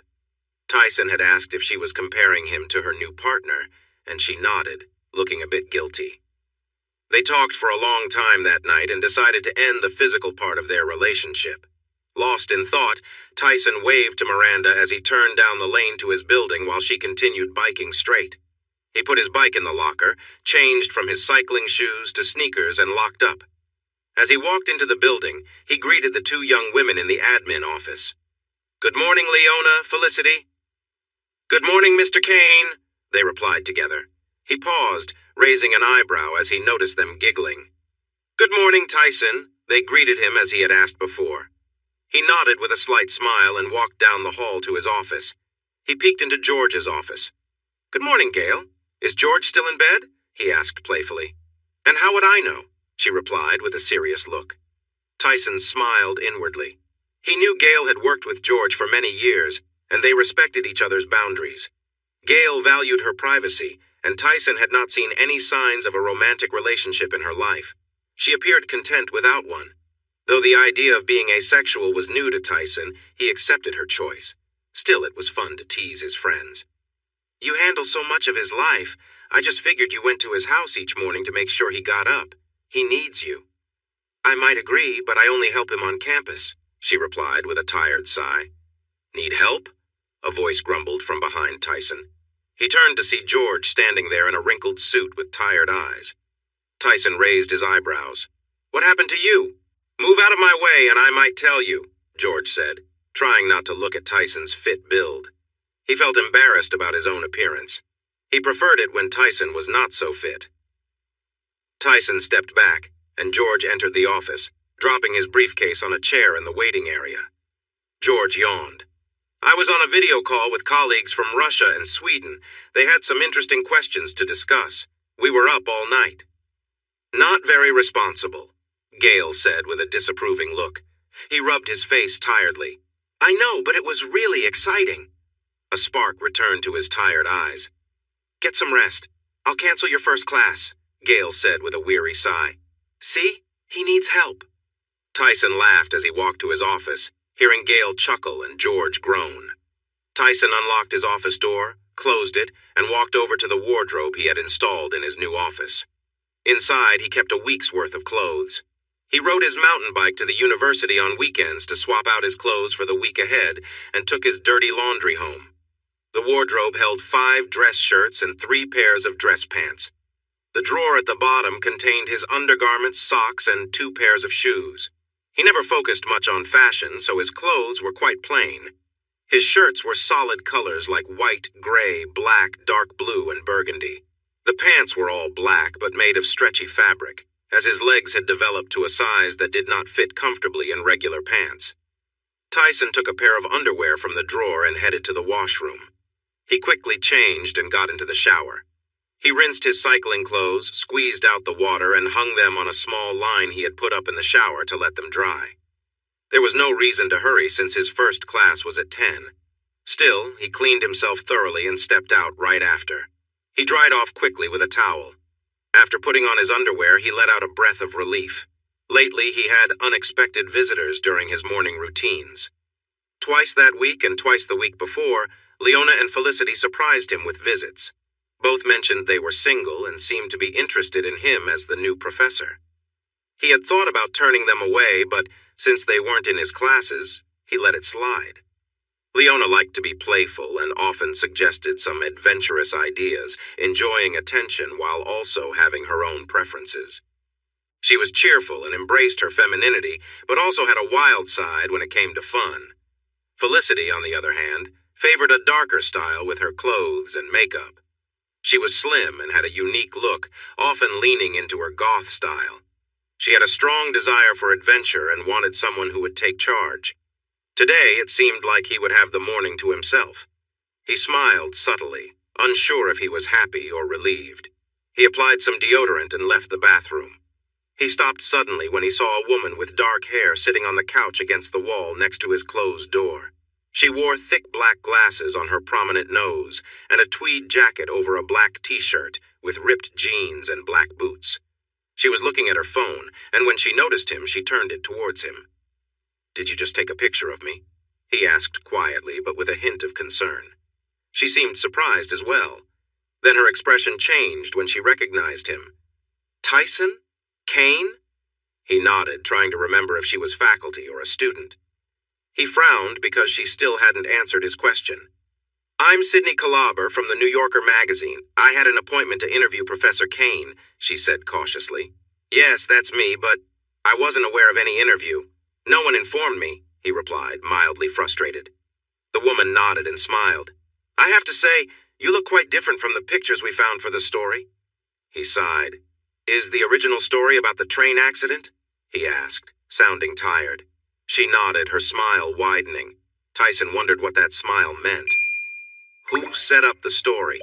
he asked. "The dean's office contacted my editor. It turns out Dean McNally knows my boss," she said. Tyson frowned. Now it made sense. He remembered McNally mentioning something about covering the costs of bringing him back in the office updates. Tyson had naively thought that meant giving a speech, not meeting with a reporter directly. Turning to the wardrobe, he grabbed a pair of pants and put them on, keeping his back to her. "I have a class at 10. "We should finish the interview part before then. Do you mind if I record it?" she said confidently, tapping her phone screen again. Tyson shook his head as he reached for his white shirt but paused. He turned back to her. "Interview part? Dean McNally suggested I watch you teach because your style is different and very effective. I'm excited to see you in action." Tyson snorted. "Action? I'm a math teacher, not a coach." Sydney laughed. "But you don't look like any math teacher I've ever seen. You look like someone who really takes care of themselves." He sighed, then grabbed a black shirt. His students seemed to like that color on him. Buttoning his shirt, he thought about how hard he had worked to get fit after the incident. He noticed her taking another picture and frowned. "I've been focused on exercise since the accident. It took a long time to heal. Then I just kept going." "Can you share what you did to get in shape?" she asked. Tyson sat in his chair, putting on his socks. Realizing he had no way out, he simply nodded. So the interview began. "That's right, Miss DeWitt. Does anyone have questions about how she solved the problem?" Tyson looked from the brunette student to the 23 faces in the classroom. Even Mr. Phillips, who was repeating the class because he had failed last year, seemed relaxed and wore a familiar smirk. Tyson nodded to Miss DeWitt, gesturing for her to return to her seat. She walked back with a bit of confidence, her cheeks flushed. She was retaking the course to improve her grade average. She had passed before but signed up to repeat the class when she heard Tyson would be teaching again. Tyson knew she had a different reason for being back in his class. On her first day, she had asked him to grab coffee and a snack together. There was no doubt about her intentions. He had told her that he would enjoy a coffee, but he couldn't have snacks with students in his class. She looked at him and asked if he could help a student who had passed his course. He replied that this student needed to improve by 10 points compared to her last score. So, yes. She took on the challenge, and as the days went by, it seemed she would do even better than expected. With only 2 weeks left, her enthusiasm was hard to ignore. He appreciated teaching a subject where grades depended only on how well students understood the material. He didn't worry about class participation or other subjective factors. This semester's students were bright and eager to learn. He spoke to the class. "Next week, we have a review, followed by the final exam. I believe we will see some great grades." "Does that mean we can skip review week?" Mr. Phillips joked. He smiled. "I said I'm hopeful, not foolish. See you all next week?" The students laughed and stood as the bell rang. Tyson leaned back against the desk and felt a familiar warmth in his chest. He truly loved teaching. As the students left, his journalist observer approached him from her seat where she had been taking notes. He was sure she had snapped a few more pictures of him, too. "I see it now. You have a special way of teaching that really connects with them." She turned to see Miss DeWitt leave, smiling at Tyson.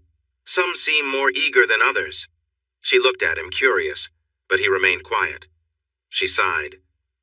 Are you going to tell me you've never thought about accepting their attention? I'm not going to bring any trouble to this place. I would never get involved with a student in my class, and I do my best to kindly steer anyone away from that kind of interest. They are young. I could be their grandfather, he said. Sydney paused and looked at him. Wow, I keep forgetting you're almost 60? He smiled kindly. I am 60. She blinked, then her smile returned. You don't look like any 60-year-old I know. He shrugged. I need to prepare for my next class. Did you get all the information you need for your article? Actually, I was hoping we could continue this interview over dinner. I would like to hear about how your life has changed since the accident, she said with hope in her eyes. I have a rental car so I can drive us to any restaurant you want. My travel budget will cover dinner. His face became serious. I don't travel by car anymore. I ride my bicycle to work. He noticed her interest in that detail and the disappointment in not being able to continue the conversation. While he wasn't eager to discuss his life, he knew he needed to provide a good interview for McNally. Would you like to have dinner at my house tonight? I can share the address with you. I have a prime rib roast cooking. Are you a vegan?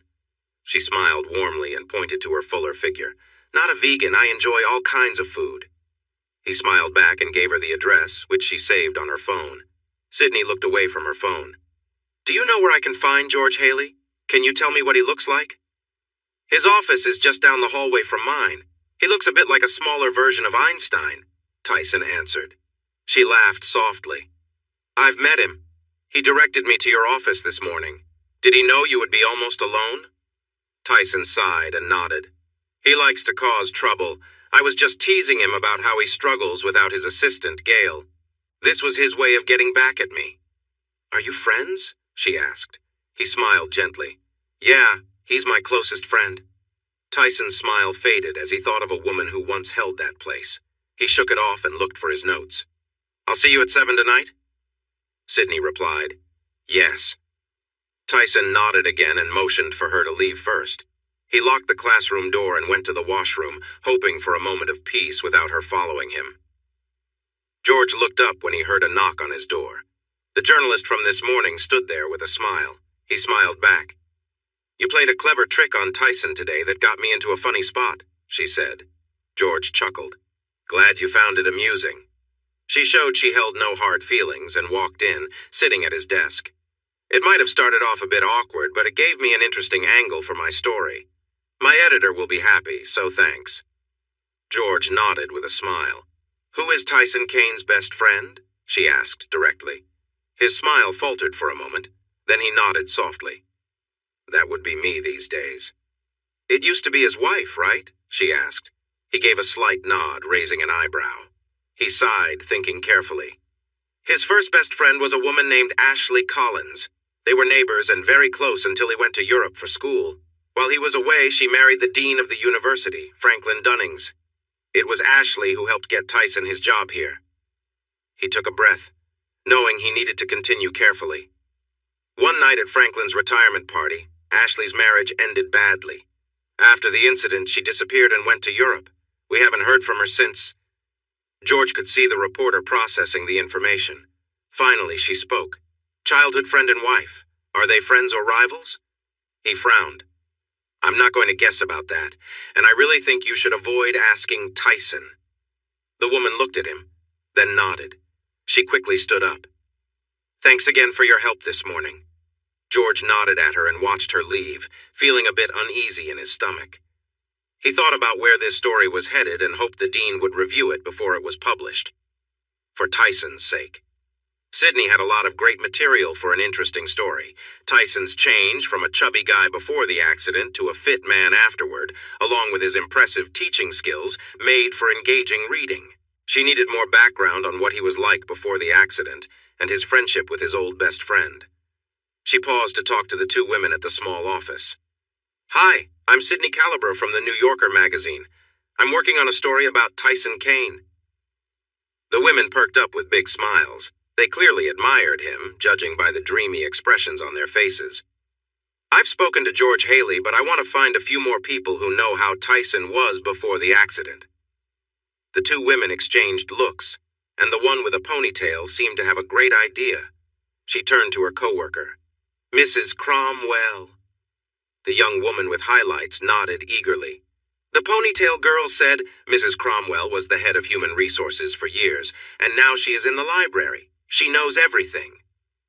Thanks, Sydney replied, and waved as she left the office. Now she had a lead to follow. After his last class, Tyson hurried back to his office to change into his cycling outfit. He was meeting Miranda by the east gate of the campus. She had texted him earlier saying she had a surprise for their ride. They had started going on longer rides through the nearby country roads after school. As he opened the bathroom door, he saw Felicity standing there with a worried look. Felicity? What's wrong? He asked. That writer from the magazine? The one working on your story? She asked, and he nodded. She was asking for the name of someone who worked with you before the accident. She took a deep breath. We told her about Mrs. Cromwell. Tyson closed his eyes and rubbed the bridge of his nose. One of my contacts told me she overheard them talking about Devin Wilson in the library. Felicity looked very upset. Tyson clenched his jaw at the mention of that name. He only truly disliked one person, and that was Devin. He had crossed a line that was important to Tyson. Tyson had received some support from Imani, but his thoughts grew heavy as he tried to focus. Suddenly he felt Felicity hugging him tightly. I'm so sorry, she whispered, her eyes wide with regret. Tyson looked down, seeing her sincerity in her expression. He returned her embrace, feeling a quiet bond between them. He gave her a reassuring smile, and they shared a moment, a close, comforting hug. Felicity looked up at him, seeming grateful for the quiet connection. Tyson held her gaze, then gently let go, noticing the clock nearby. Oh no, I'm going to be late, he exclaimed, realizing he needed to leave right away. Quickly helping Felicity back to her feet, he pulled himself together and gave her a light, friendly smile. She returned the smile, looking a little happier. Tyson glanced back as he hurried out, saying, Thank you, you were wonderful. Could I ask you to lock up on your way out? The office workers had keys, so he felt sure it would be taken care of. Felicity nodded, smiling slightly. He wondered what made her so happy, but decided to focus on his task. He nodded back and put on his shoes. He headed out the door and hurried down the hall. He paused briefly at George's office entrance, where he saw Gail. When they spotted him, both stopped talking. Have a good night, he called out as he rushed away. He thought he heard Gail respond, but he knew he was running late. Checking his phone, he saw a message from Miranda. Heading east on HYY 18. Catch up. He saw that she had just left. If he pushed himself, he could still reach her. He ran to the bike locker and unlocked it. Professor Kane?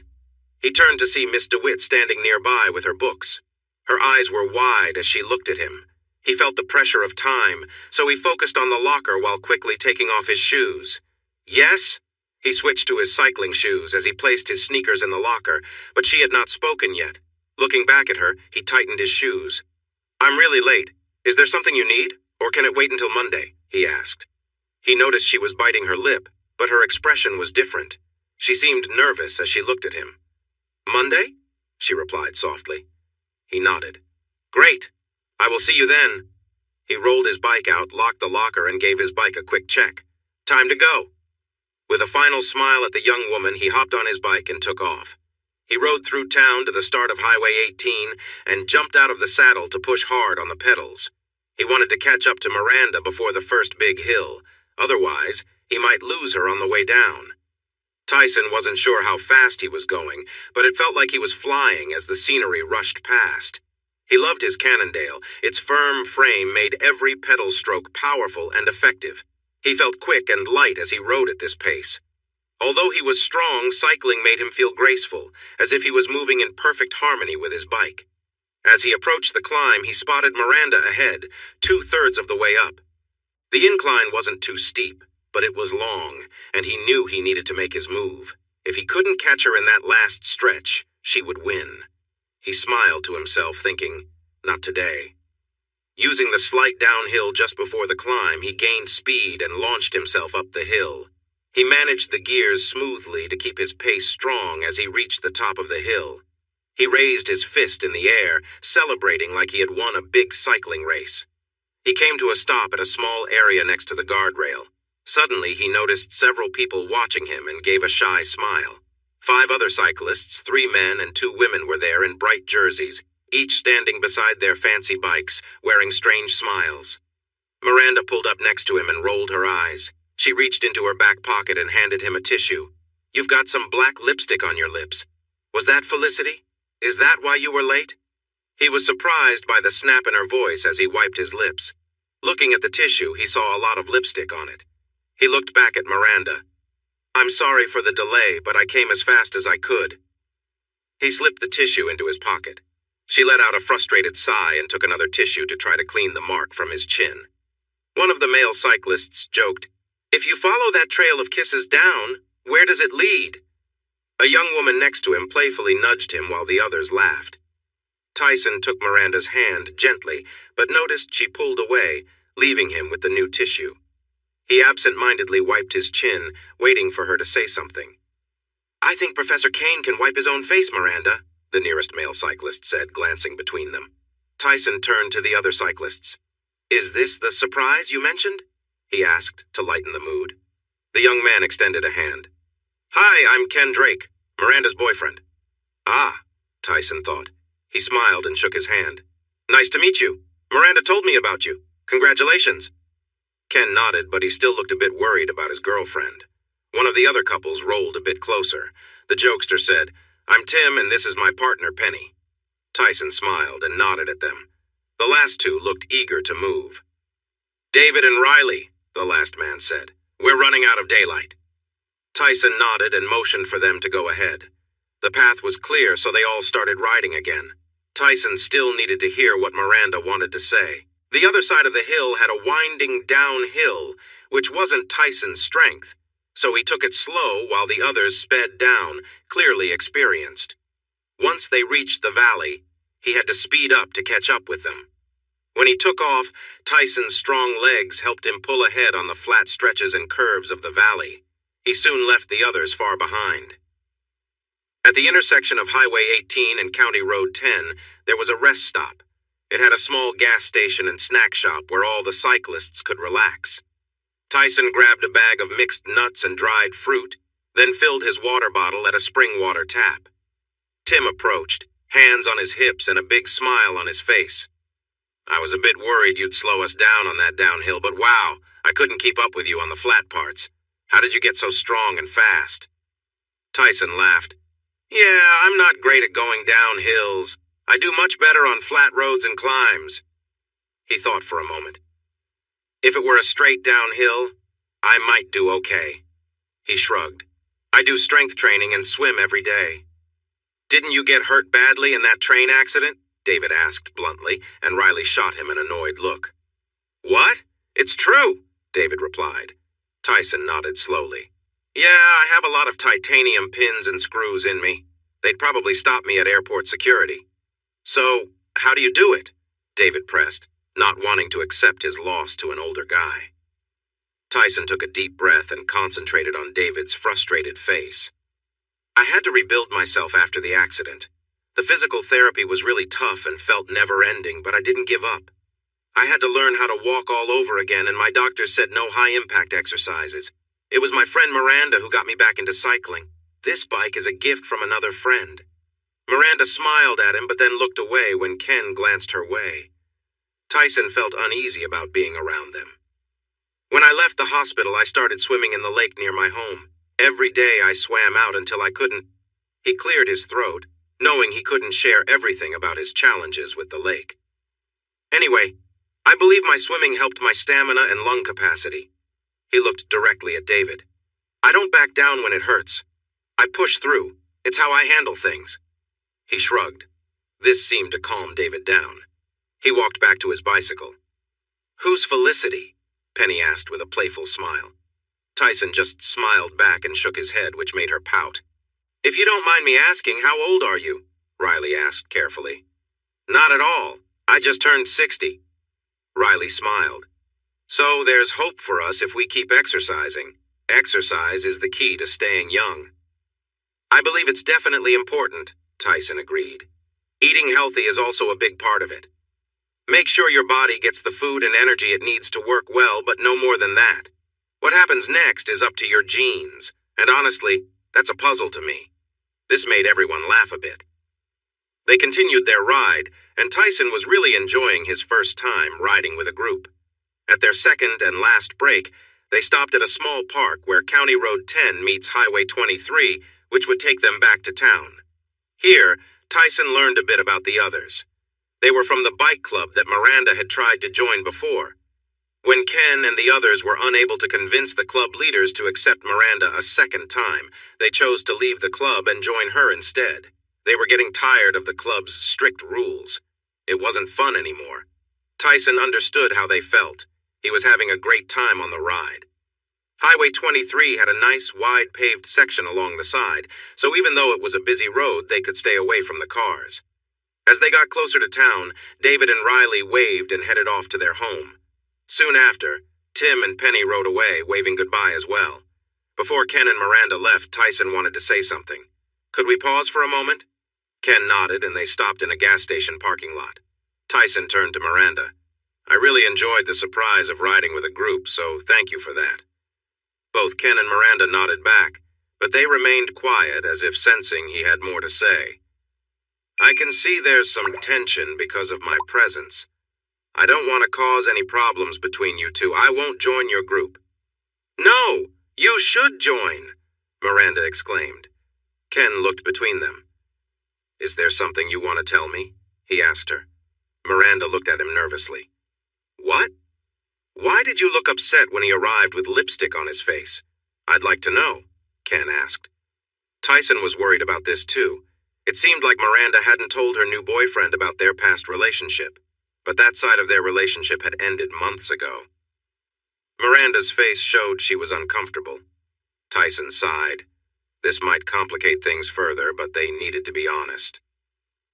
Miranda and I are just friends, now. Ken focused on him. Now? Tyson nodded.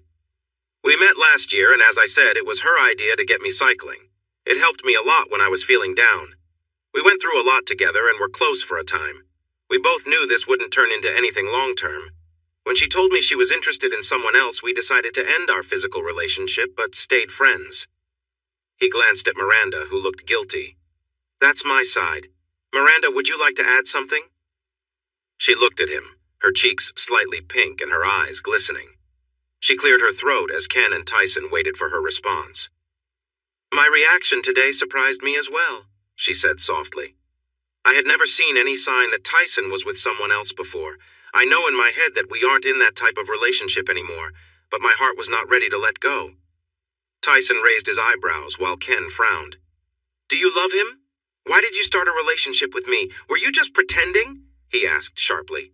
No, I'm not pretending. I really like you and I want to see where our relationship can go, she said passionately.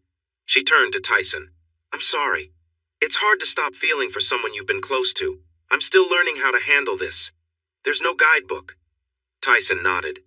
I understand. I'm sorry too. I should have been stronger. I don't want to ruin what could be a nice relationship for both of you. You make a great couple. Talk it out. Be honest and kind with each other. If things work out and you still want me in the cycling group, just let me know. Thanks for the ride tonight. I had a lot of fun. He reached out his hand to Ken with a friendly smile, and Ken shook it after a moment. He simply nodded to Miranda, sensing she needed some space. He rode away, enjoying the last part of his journey. Checking the time, he realized he still had an hour before his guest would arrive. He felt a sense of relief. Then he remembered what Felicity had told him about Sydney asking Mrs. Cromwell questions. Mrs. Cromwell had stayed late at the party, and she was known for spreading rumors. Suddenly, he was less excited about his evening. The small prime rib roast smelled amazing, and once he took it out of the oven, it looked just as good as it smelled. The roast potatoes had a crispy, golden brown crust, and the baby carrots were soft. He figured there was just enough for two, so he didn't have to rush to add more food to the plate. A basket of fresh rolls and butter was ready on the table. He double-checked that he had fresh strawberries, angel food cake, and whipped cream for dessert. The crunch of gravel in his driveway signaled that his guest had arrived. He walked to the door and opened it to see Sydney closing the door of her rental car. She walked around to him with a smile. She had changed into a sundress. It was a cheerful yellow with wide orange stripes across it. One of the stripes ran across her chest. She was a bit round in the middle, where the second stripe stretched, and the final line wrapped around her hips, slightly bending. She wore tan sandals with straps that reached her ankles and held a bottle of red wine in her right hand. "You look great tonight," Tyson exclaimed with a smile.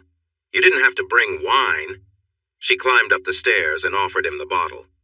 "Never show up empty-handed," she said with a smile. He noticed the drink was cold. "Come in, please," he said, stepping aside to let her in. She took a look around. "Your home is beautiful. It's bigger than I expected. Is it a 2-bedroom?" she asked, amazed.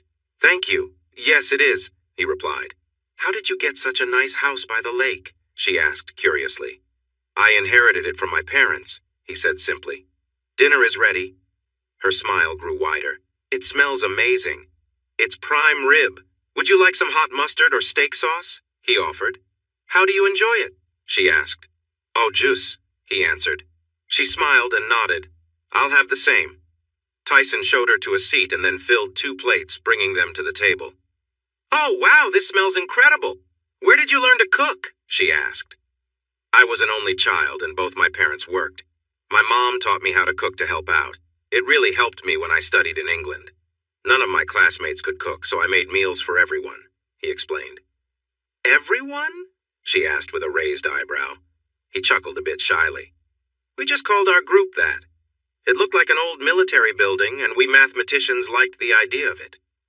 He opened the bottle of wine and poured it for them. They took their first bites and smiled as the tender roast melted in their mouths. "Would you mind if I asked about your early years after you came back?" Sydney needed to know. He thought for a moment, then looked at her. "I might answer, but you can ask anything." They both sipped the wine, finding it went well with the meal. Sydney began. "When you got back from Europe, you found out your best friend Ashley Collins had gotten married. Were you two ever close?" He met her gaze. "Well, we're jumping into sensitive topics now." She simply smiled back at him. He sighed. "No, it never happened." "But you would have been open to it," she added. Tyson looked thoughtful. "It's not a question that matters now. There was no chance then. I got back and she was married. I met Imani and fell in love. We got married. More than 20 years passed before Ashley's marriage ended. Imani's accident changed everything. I learned in the hospital that Ashley had moved away. It's in the past. We both got new beginnings." Sydney changed her approach for a moment, asking lighter questions about his childhood, fun memories, and how he grew up with Ashley. They enjoyed their meal while the conversation flowed. Finally, Sydney glanced around the room at the pictures. "I see your wife in some of these photos. She was very pretty." Tyson just nodded and kept eating. "I don't recognize the young blonde in the pictures," she said, pointing to the photos of Christy. He glanced at them and then back at his plate. "That's Christy Taylor, a friend. She helped me come out of my shell a bit. Another friend, Miranda Moreno, suggested I start cycling to get around. Christy bought the bike I use for campus." He smiled, remembering the playful argument they had about him paying for it. She was such a determined young woman. He noticed Sydney looked at him with an understanding expression. "What about you? Anyone special in your life?" he asked, trying to shift the topic, and he saw her smile broaden. "Yes, I'm married. It's been 3 years now. Her name is Phoebe. She's a nurse." She held his gaze firmly. "A nurse in New York City?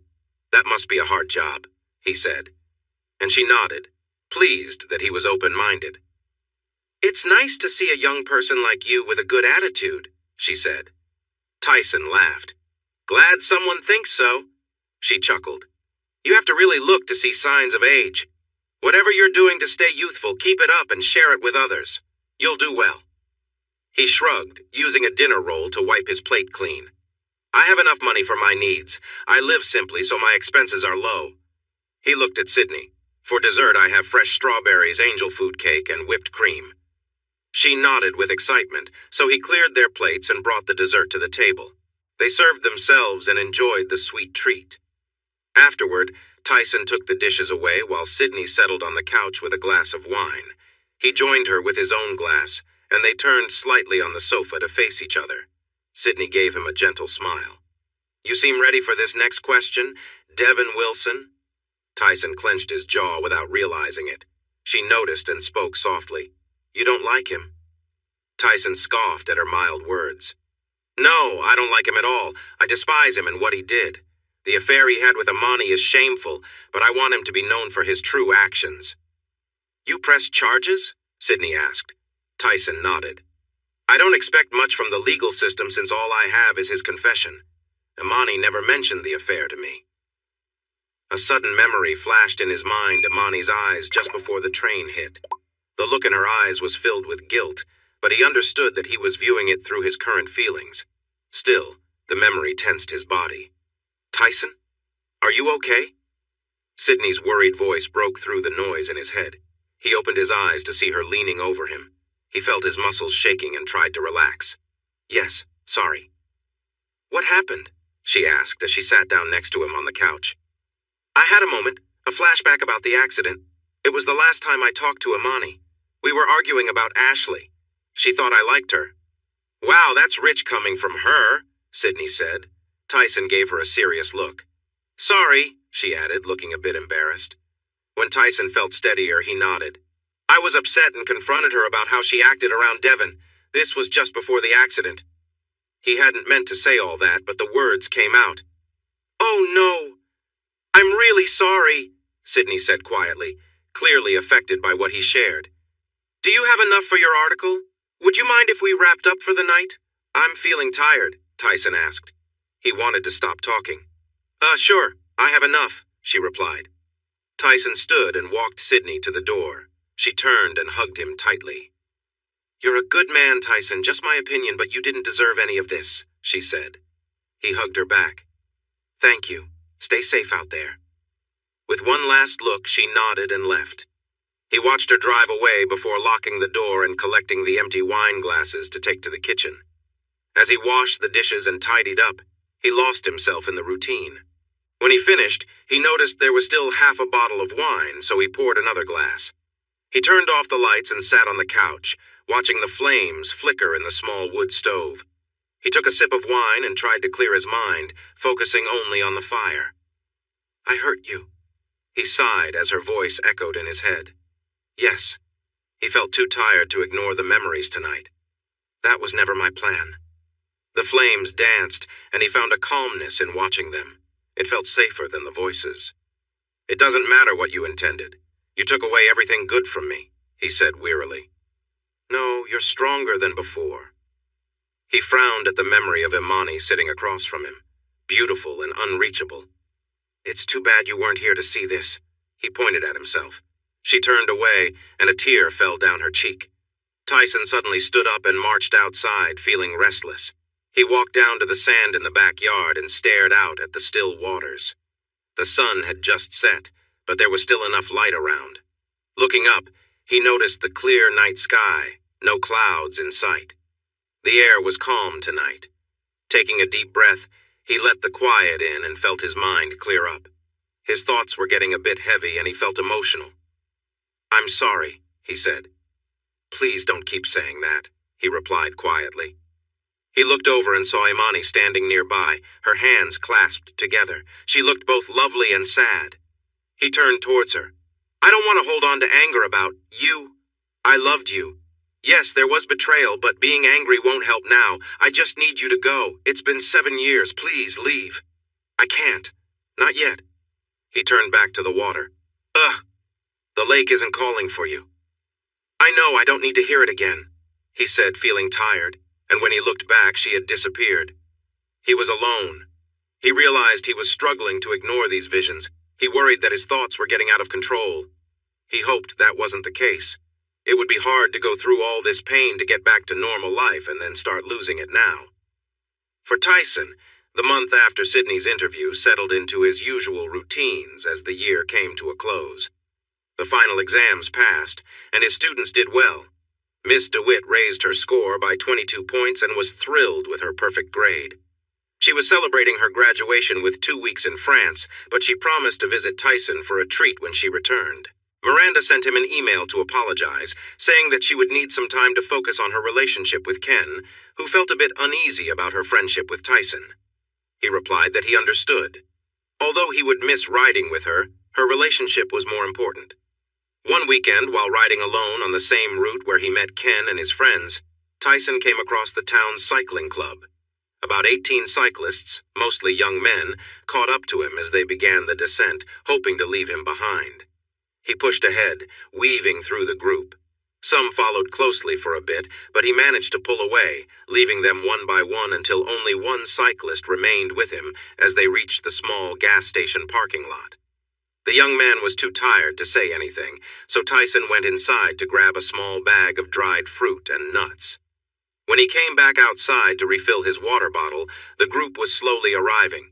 He smiled at the cyclists who were watching him enjoy his snack.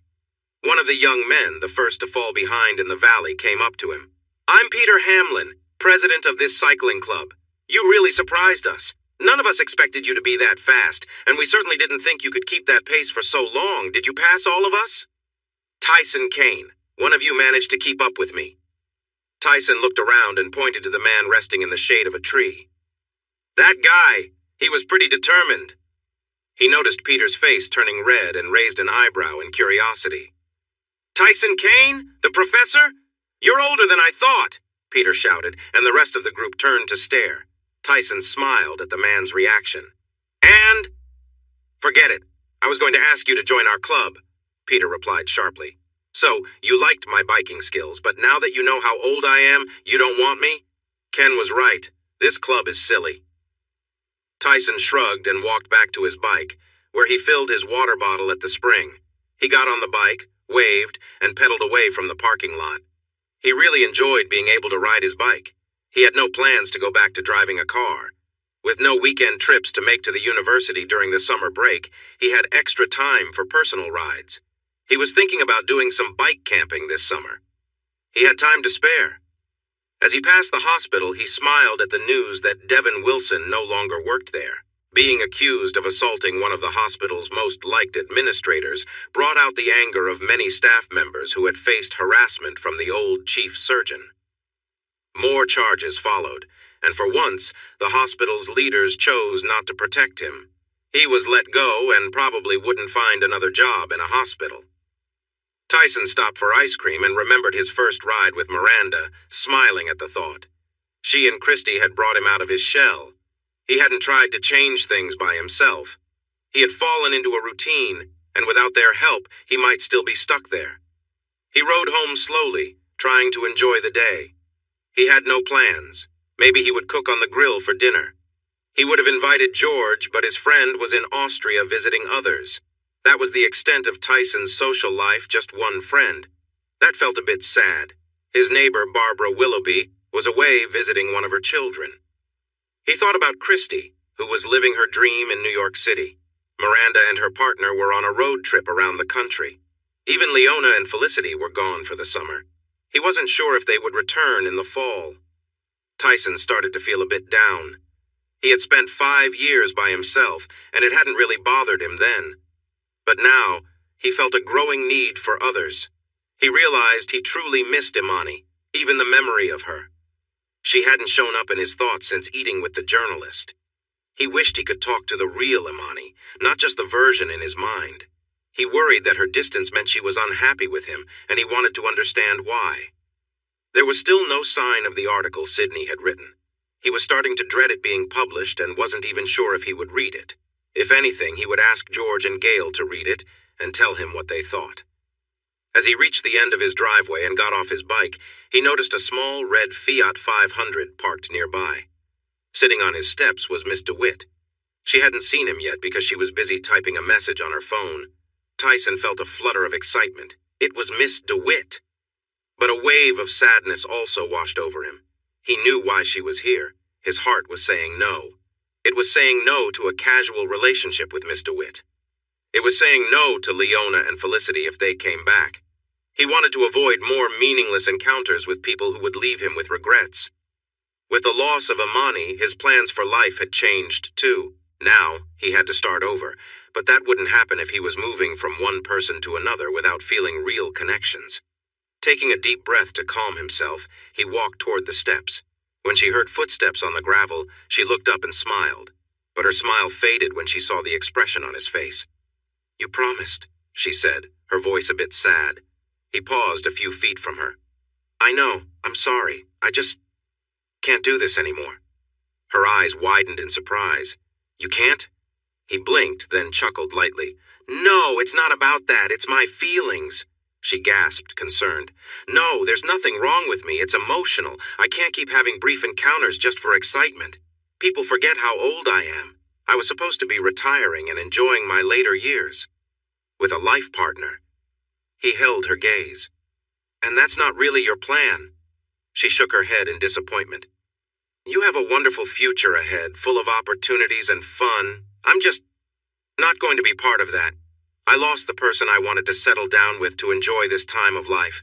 Now I have to find a new path. I'm sorry for breaking my promise." She stepped forward for a hug, and he embraced her back. "I can't say I'm not disappointed, but I understand," she said softly. When they separated, the young woman turned toward her car but stopped suddenly. Both she and Tyson noticed a woman standing at the edge of the driveway, watching them cautiously.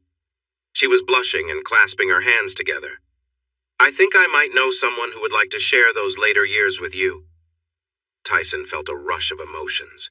He was scared that if he took a breath, this moment would vanish, just like Imani had. Her wavy, sun-kissed blonde hair fell down past her shoulders. Her face was familiar but showed signs of having grown with time and the outdoors. Freckles danced across her cheeks and nose, telling stories of sunny days. Her warm skin was proof of that. She wore a pretty sundress and sandals on her feet. Her arms were strong and tan, showing that she had spent a lot of time outside doing hard work. "Ash? Ashley? Oh my God," Tyson finally managed to say, stepping closer and closer until he saw her moving toward him. He hurried forward to lift her up in his arms, holding her tight, feeling her solid presence and warmth. "Tyson, too tight," she protested softly. He quickly set her down, trying to meet her gaze, but his eyes wouldn't cooperate. He wiped at them, but everything stayed blurry, and he realized his cheeks felt wet. "I'm crying!" he exclaimed in shock. A warm, emotional voice chuckled back. "So am I." "Ashley, you're really here?" He quickly lifted his shirt over his head to dry his eyes. "Oof, you've certainly changed since I last saw you," Ashley remarked, her voice filled with warmth. Suddenly, Stephanie, who had been there, let out a sound of disappointment. When Tyson blinked to clear his vision, he saw Ashley standing before him. She had aged, but she was still incredibly beautiful. He then turned to Stephanie, who had a pout on her face. "Stephanie, I want you to meet Ashley Dunnings." "Collins," Ashley corrected gently. Tyson nodded in apology. "Sorry, Ashley Collins, my best friend. This is Stephanie DeWitt, a former student of mine." "And someone who was interested?" Ashley asked with a playful grin. "I was this close," Stephanie said, showing a tiny space between her fingers. Then she lightly ran her fingers down Tyson's chest. "Food for dreams." She smiled at Ashley. "Nice to meet you, Ashley. Enjoy your time." Her tone showed she meant it kindly. After that, Stephanie climbed into her sporty little car and Tyson and Ashley moved to the steps. With a quick honk, Stephanie drove away. Tyson watched her leave, then looked back at Ashley, puzzled. "How did you get here?" Ashley gave him a shy smile. "I actually drove here in a rental and followed her. When she parked here, I went past and parked next door. I was waiting in my car watching her and saw her sit on the steps while I was waiting for you. When you arrived, I stepped out of my car and hid behind some bushes to listen. I wasn't sure if you had a new girlfriend." "I don't have anyone." "Well, George Haley is still my friend," he said, looking at her with excitement. She was back. "Should I move my car?" she asked. "Oh, if you want, but Barbara won't be back for a week," he replied cheerfully. "Later then? Should we go inside?" Ashley asked, smiling at his joyful expression. "Of course. Where are my manners? Please come in," Tyson said, suddenly remembering. He rushed up the stairs and unlocked the door for her. When she walked in, he hurried down, brought his bike up and placed it next to the door. "Can I get you something to drink?" he asked. "Water would be lovely," she replied, settling onto the sofa and glancing around. Tyson quickly went to the kitchen and came back with a glass of water. He handed it to her, saying, "I can't believe you're here. This is such incredible timing." He sat beside her. "I thought you might never want to see me again. What I did that night felt terrible," she admitted, shaking her head with sadness. "I went to stay with my aunt in Tuscany. She helped me through a difficult time. I was so ashamed and kept myself away from everyone." Tyson gently squeezed her hand. "Ashley, there was nothing to forgive. I understood what you were going through, and I cared for you. But I was with someone else, too." Ashley nodded. "I'm really sorry I wasn't there for you after she passed away. I found out only after Miss Caliber visited my aunt." "Sidney Caliber? The journalist?" Tyson asked, surprised. Ashley nodded again. "She said her editor sent her to find me for a story. She's a great investigator. The link between my family and my aunts is hard to find. She told me everything that happened here after I left. I cried a lot that night. I felt like I let my best friend down again." Tyson lifted her hand and kissed it. "You never let me down. I missed you so much, but I understood you needed to leave the place that hurt you." Tears filled her beautiful blue eyes. "I never wanted to leave you. I thought it was best to protect your marriage. I didn't realize you were actually alone. Did you mean what you said in the driveway? Will you share my life with me?" She began to cry tears of joy. "Yes, Tyson, yes!" Ashley's words were full of joy. They shared a kiss, only the second one in their lives, but now they fully crossed the line from friends to something more, feeling it was even better than they had imagined. She ran her fingers through his hair, and he gently held her face, kissing her deeply and warmly. Ashley closed her eyes, recalling the brief, forbidden kiss they had shared years before. Back then he had pulled away, but now he was fully present, and there was no hesitation between them. He carefully lifted her into his arms, carrying her into his room, and gently laid her on the bed. He joined her there, continuing to kiss her, exploring her soft lips and holding her close. For Tyson, this was how it should have been when he came back from Europe. During his time away, he realized how much he missed her and how important she was to him. But when he returned and learned that she had married, it struck him that he had taken her for granted.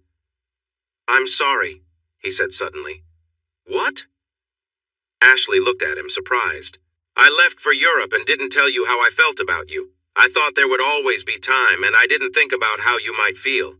I was selfish," he admitted, regret in his voice. "Shh," she soothed. "We were young and didn't know any better. I was afraid of how smart you were, and that fear led me to someone I felt I could guide. I told myself that was enough." She sighed, adding, "But I was happy for you when you found love. I loved her, but it didn't work out. Maybe I didn't give her enough attention, or maybe I was too focused on myself," Tyson said, his voice quiet. "If she didn't talk to you about it, you couldn't have known," Ashley reassured him. Tyson kissed her again, and they both smiled, resting their foreheads together, catching their breath. "I've missed you so much, Ashley. I love you," he said, his voice full of emotion. "I love you too. I think I always have," she replied softly. Tyson laughed gently. "Why are men so clueless? We don't see what's right in front of us." "Well, do you see me now?" she asked, her voice barely a whisper. "Yes, I do. Ashley Collins, I promise my heart will always be yours. Will you promise me the same?" "With all my heart," she replied, her eyes glistening with happy tears. "Marry me," Tyson said, his voice full of hope. "Yes," she cried, and they kissed again, holding on to each other as if they would never let go. As they pulled back, both of them were smiling and filled with joy. "So, are we going to spend all night talking, or are we going to move forward with our new beginning?" she asked with a playful grin. Tyson laughed, pulling her close, and together they began a new chapter, filled with love and promises for the future. Tyson paused, taking in the sight of Ashley, struck by how youthful and vibrant she looked. Whatever she had been doing at the vineyard had clearly kept her in great shape. "You're beautiful," he said, his admiration clear. She smiled, lightly teasing. "Not as stunning as that young blonde in the photos in your living room?" He chuckled, realizing she must have noticed the pictures of Christy. You mean the one who could pass for you in your 20s? Exactly, she replied, pretending to pout. Tyson laughed, recognizing the familiar expression. That's Christy Taylor, a good friend. She was a student of mine, but also someone who helped me get out of my comfort zone. She encouraged me to embrace life again. He looked at Ashley with warmth. You're everything I imagined, and more. Before she could respond, he pulled her close and kissed her gently. They shared a deep connection, one he hadn't felt in years, and Ashley's eyes sparkled with happiness. Ashley brushed her fingers over his chest, looking at him thoughtfully.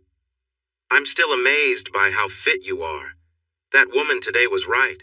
I'm lucky to have you, she said with a playful smile. Let me show you just how lucky, Tyson replied, lifting her effortlessly and settling her on the bed. She laughed at his energy, her heart full as they shared another kiss, feeling closer than ever before. They both relaxed, basking in the moment and feeling grateful for each other. Ashley closed her eyes, feeling her heart soar, enjoying the simple warmth of being with him. Tyson, thank you, she whispered, overwhelmed by the happiness they'd found. Tyson held her hand, knowing this was a moment he wanted to hold on to forever. Ashley felt a surge of joy welling up, her heart full as she held Tyson close. She was overwhelmed by how deeply she cared for him and how much this moment meant. She felt a tear slip down her cheek, grateful for the happiness he was bringing into her life. Tyson looked into her eyes, sharing her joy. He gently held her, and they both enjoyed the warmth of simply being together, the connection between them feeling new and wonderful. Was that something new? Tyson asked softly, brushing a strand of hair from her face. She nodded, smiling. Yes, I've never felt this way before, she admitted quietly. Tyson grinned warmly. Well, that's a shame because I love sharing moments like this. Get ready for plenty more, he said with a playful smile. Her eyes sparkled at the thought and she laughed softly. I'll gladly take you up on that. I'd love to return the favor, but I think I'm a bit out of practice, she teased, feeling relaxed and happy. Practice makes perfect, Tyson chuckled, and she gave him a grin. Then consider me your best student, she said with a wink. They shared a quiet laugh, feeling close and deeply at ease. Ashley reached out, taking his hand. I feel like I've waited my whole life to feel this way, she murmured. Tyson leaned in, their foreheads touching as he held her close. It feels like a dream, he whispered. She smiled up at him, feeling safe and loved. They lay together, enjoying the closeness and warmth between them, both feeling that this was exactly where they were meant to be. Tyson held her, gazing into her eyes, feeling a deep sense of peace. I love you, Ashley, he said, his voice full of emotion. She reached up, resting her hand on his cheek. I love you too, Tyson, she replied softly, her blue eyes filled with warmth. They shared a gentle, heartfelt kiss, both lost in the happiness they had found together. They held each other, content in the silence, feeling they had finally found what they had been searching for. Tyson felt a change in himself, but he stayed close to Ashley. Neither of them wanted that moment to finish. That's how they drifted off to sleep. In the early morning, Tyson woke up on his back with Ashley snuggled against him. It felt comfortable and right. He looked down at Imani at the foot of the bed and she smiled at him. He glanced at Ashley to see if she was still asleep, then turned back to Imani with hope. Now? He asked softly. She nodded. Goodbye, my love. And then she was gone, but this time it felt final. Tyson felt lighter than he had in years. A weight inside him was lifted, and he felt like he could float away. But he wouldn't, because Ashley's love was the solid ground he needed. Devin Wilson rolled down the window of his Porsche Carrera as he sped along the Pacific Coast Highway. Furious, he threw an empty rum bottle out the window to hear it crash against the rocks below. Next to him was a copy of a magazine. Someone from his old hospital had sent it to him because it featured an article about Tyson Kane. Seeing the headline made him choke with anger. The man who revives excitement in math. Devin had to hide away in California while Tyson was celebrated everywhere. Where was the fairness in that? First, he took away the person Devin loved most. Then he worked hard to change his body, enjoying attention from many women. Now he was even marrying his childhood sweetheart, with fancy guests at their wedding. The images of Tyson made Devon furious, especially the one where he showed off his body in his office. It was hard to look at. One photo of Imani pierced Devon's heart. She looked so perfect. The article even mentioned him, though he wasn't named. He was just described as the other man, a minor detail in Tyson's story. Tyson's new wife was supposedly helping him with his past struggles, and they even went on a honeymoon in Italy, where he was treated like a star too. "Why?" Devon screamed, his frustration growing as his headache intensified. The drinks weren't helping. He searched for another bottle, realizing it must have slipped under the seat. He felt the car drift off the road and quickly steered back to safety. The rush of adrenaline cleared his mind a bit, but his headache only worsened. Tyson was to blame for that pain in his head, too. The harm he caused left Devon unable to work, depending on his medical insurance and savings to get by. Devon knew what he needed to do. He was determined to fix everything in his life. He had borrowed a powerful weapon from a friend, and he was driving back to that college town to confront the past. He felt that Tyson should not still be alive after what happened to Imani. It was unfair.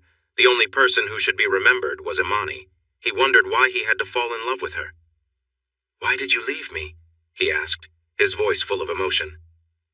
"I'm sorry, Devon," came the quiet reply. With blurred vision, he looked to the empty seat beside him, and in his mind, she was there, beautiful and sorrowful. "I've missed you so much," he mumbled, wishing for her presence. "I know," she responded softly. "Are you back to be with me?" he asked. "No, I love Tyson." "Ugh, I can't stand him. He doesn't deserve to live." "Devon, do you still care for me?" He gazed at the image of her in his mind, and he couldn't turn away.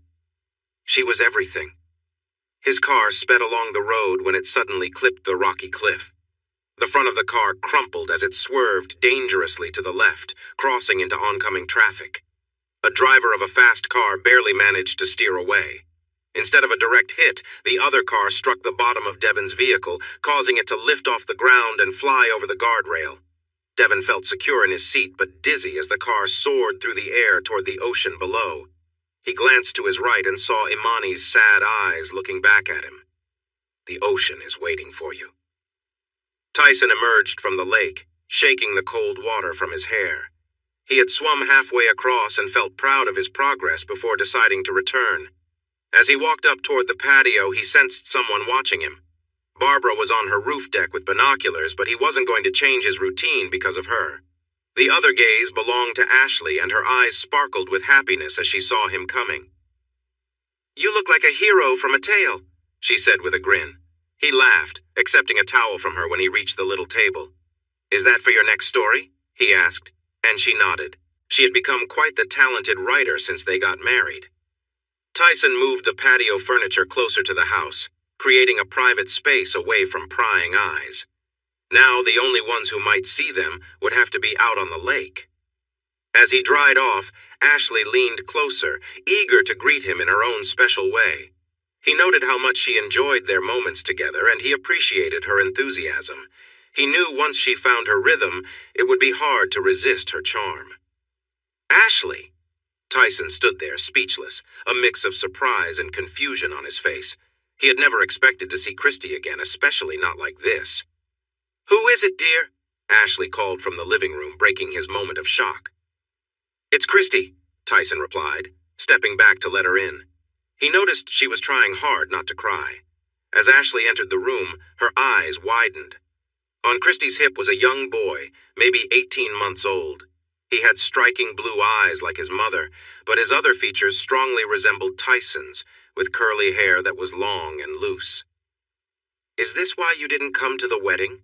Tyson asked quietly, trying to process everything. Christy nodded, looking a bit shaky. Ashley quickly regained her composure. "He's adorable. What's his name?" With a relieved smile, Christy replied, "Aiden." "Can I hold him?" Ashley asked eagerly. Christy nodded and carefully placed Aiden into Ashley's arms. The moment was heartwarming as the older woman smiled down at the boy, who responded with a sweet grin. "Oh my, he's a charmer just like his dad," Ashley said, glancing at Tyson, who was still trying to take it all in. Maybe you and Christy can chat about this out on the patio while I play with this little one." Both Tyson and Christy nodded slightly and stepped outside to the patio. Once seated, Tyson broke the silence. "How do you spell his name?" "Aiden," Christy answered quickly. "So, my father's name," Tyson murmured, struggling to understand. "Why didn't you tell me?" Christy looked down, her hands in her lap. "When I visited you that weekend, I was going through a tough time. I mentioned my boyfriend, but I had actually ended that relationship months earlier. I wanted to be with you, but I was also focused on my career. I made a lot of mistakes. I stopped using my birth control after we broke up, so that weekend I was fertile. We spent a lot of time together, and it was wonderful. We talked, and your support helped me clear my head. I realized I needed to focus on my job." She took a few deep breaths as the words spilled out. Once she felt calmer, she went on. "I thought about taking the day after pill, but I just couldn't do it. When I found out I was pregnant, I knew I had to keep the baby. He's a part of you that I can have in my life. I can't love him more." Tyson was shocked by her words. "Why didn't you tell me?" he asked again. Christy shook her head. "I didn't want you to feel responsible. You made it clear that you didn't want to be with me." "I never said that. But let's be real. I'm in my 60s, and you're in your 20s. You deserve someone who can share your future. You're young and have so much ahead of you. Be patient and stay open to love." She nodded, but her lips trembled. His heart ached for her. He pulled his chair back and opened his arms. She quickly moved to sit on his lap, tears flowing as he held her gently. They stayed that way for a bit until Christy calmed down. "I always feel better when I'm with you," Christy said softly. "You will find someone who can offer you comfort and more. I'll always be your friend and support you. But now, that special love is for Ashley." They sat quietly, enjoying the warmth of each other's presence. Christy stood and went back to her chair. "Why now?" Tyson asked. Christy smiled weakly and lifted her chin. "Remember when I said my company was expanding to Europe?" He nodded. "I had to pass on the job then because I was pregnant. It's come up again, and now it's not just Europe. It's global. They want me, but it means I'd have to travel a lot. I wouldn't be home for more than 1 week out of 4. The pay is more than double what I earn now, and the experience would be huge. I can't let this opportunity slip away." "But you have Aiden." "Yes, I can't take him with me, and I don't have anyone to care for him. I came back to introduce him to my parents. They didn't know either." Tyson raised his eyebrows. "You didn't tell your parents. How did it go when you did?" "Dad isn't talking to me, and Mom is upset that she missed his early days, but she's happy to have a grandson. Aiden really won her over." She sighed. "Mom says Dad just needs time. She believes he'll come around, but I know he holds on to things." Tyson nodded. "You were going to ask them to help with him?" "No, I wanted to ask if you could. Aiden needs his dad." Tyson's eyes widened in surprise. "I've never been a dad before. I've never been a mom before, and I had to do it on my own." She raised her hands in a gesture of surrender. "I know this was my choice. I really need help now." Tyson could see that it was hard for this young woman to ask for help. "We need to decide this together. Ashley also has a say. Let's go back inside." They walked back into the house and heard the happy laughter of a little boy. They found him playing on the living room floor with Ashley, who smiled brightly at them. "He's so clever." She waved for Tyson to sit on the floor next to her. He joined her as Christy sat on his other side. Aiden quickly crawled onto Tyson's lap, reaching up to him. Tyson helped the boy stand, and Aiden eagerly played with his hair, chatting with excitement as he explored it. He looked over at his mom and grabbed a handful of his own hair. Christy had tears of joy in her eyes as she nodded at her son. "Yes, he has hair just like yours. He's your dad." "Da?" Aiden asked. Christy gasped in surprise and more joyful tears fell. "Yes, Daddy." Tyson was amazed at the thought that this bright little guy was his child. He never expected to have children, especially not one so wonderful. But maybe he was just being a bit biased. He turned to Ashley. "Christy has a job opportunity that she can't miss. She's asking us to look after Aiden while she travels." "Yes," Ashley excitedly responded. Tyson looked surprised at Ashley. "That means we'll have to change our schedules a lot." He turned to Christy. "How long will you be working in this new job?" She looked into his eyes. 2 to 5 years, but if it goes well, it might take longer. I'll spend all my free time with Aiden when I'm not traveling. Tyson nodded, glancing at Ashley. This house isn't really ready for another person. Ashley smiled. That's the easy part. The spare room we cleaned out for my writing can quickly be turned back into a bedroom. We could do that in no time. Where will you stay tonight? She asked Christy. I was planning to get a hotel, she answered. No, you can stay here, Ashley insisted joyfully. She turned to Tyson. Christy and I will go into town to buy a bed and have it brought over this afternoon. Should we get a crib for Aiden, too? I actually have his crib and all his things in my van, Christy said shyly. Tyson raised his eyebrows in surprise, and Aiden curiously reached for him. Ashley's face lit up again. That's perfect. Are you sure I'm not a burden? I mean, you just got married, and now I'm asking you to look after my child, Christy said. Ashley took Christy's hand reassuringly. I always wanted children, even if I couldn't have my own. Now that I'm married to the man I should have always been with, it feels like it's too late. Aiden's arrival is perfect timing. She noticed the worry on the younger woman's face and tried to reassure her. I'm not trying to be his mother. That will always be you. I just have a lot of love to give that I've never had a chance to show. Christy had happy tears in her eyes again. Thank you. The two women hugged and then quickly went to the spare bedroom to plan its change back into a bedroom. Tyson and Aiden stayed in the living room looking at each other while the two women were busy. Tyson smiled at his son, who still had his small hands in his dad's hair. Aiden giggled at his dad's smile and bounced cheerfully on his little legs. Da, da, da! A strange feeling rushed through him. It felt new and different. When it passed, he knew he would do anything to protect this little boy and make sure he was happy. He hugged Aiden tightly and playfully sniffed his neck. The boy burst into giggles. Tyson kissed the boy's cheeks. Little arms wrapped around his neck, and he got a kiss on his cheek in return. Feeling watched, he turned to see Ashley and Christy in the doorway, smiling at him playing with Aiden. Tyson raised an eyebrow at Ashley, and she understood the signal. She looked at Christy, who blushed a little. Let's go check what's in your minivan, Ashley said, taking Christy's hand to lead her outside. Since you're letting me be involved in raising your son, we should talk about how this will work. Then they went outside, leaving Tyson surprised. He looked back at Aiden, who was copying Tyson's shocked face. My first lesson for you, always let the women handle the talking. Aiden burst into laughter at Tyson's serious look. Is it too early for those lessons? Tyson asked, nodding his head. Aiden nodded in response. Happy wife, happy life? Tyson asked, and Aiden nodded again. Tyson laughed with joy. Son, I think this is the start of something truly wonderful. Hey everyone!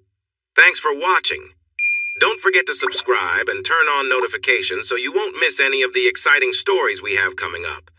What do you think about the characters in this story? Let us know in the comments. We'd love to hear from you.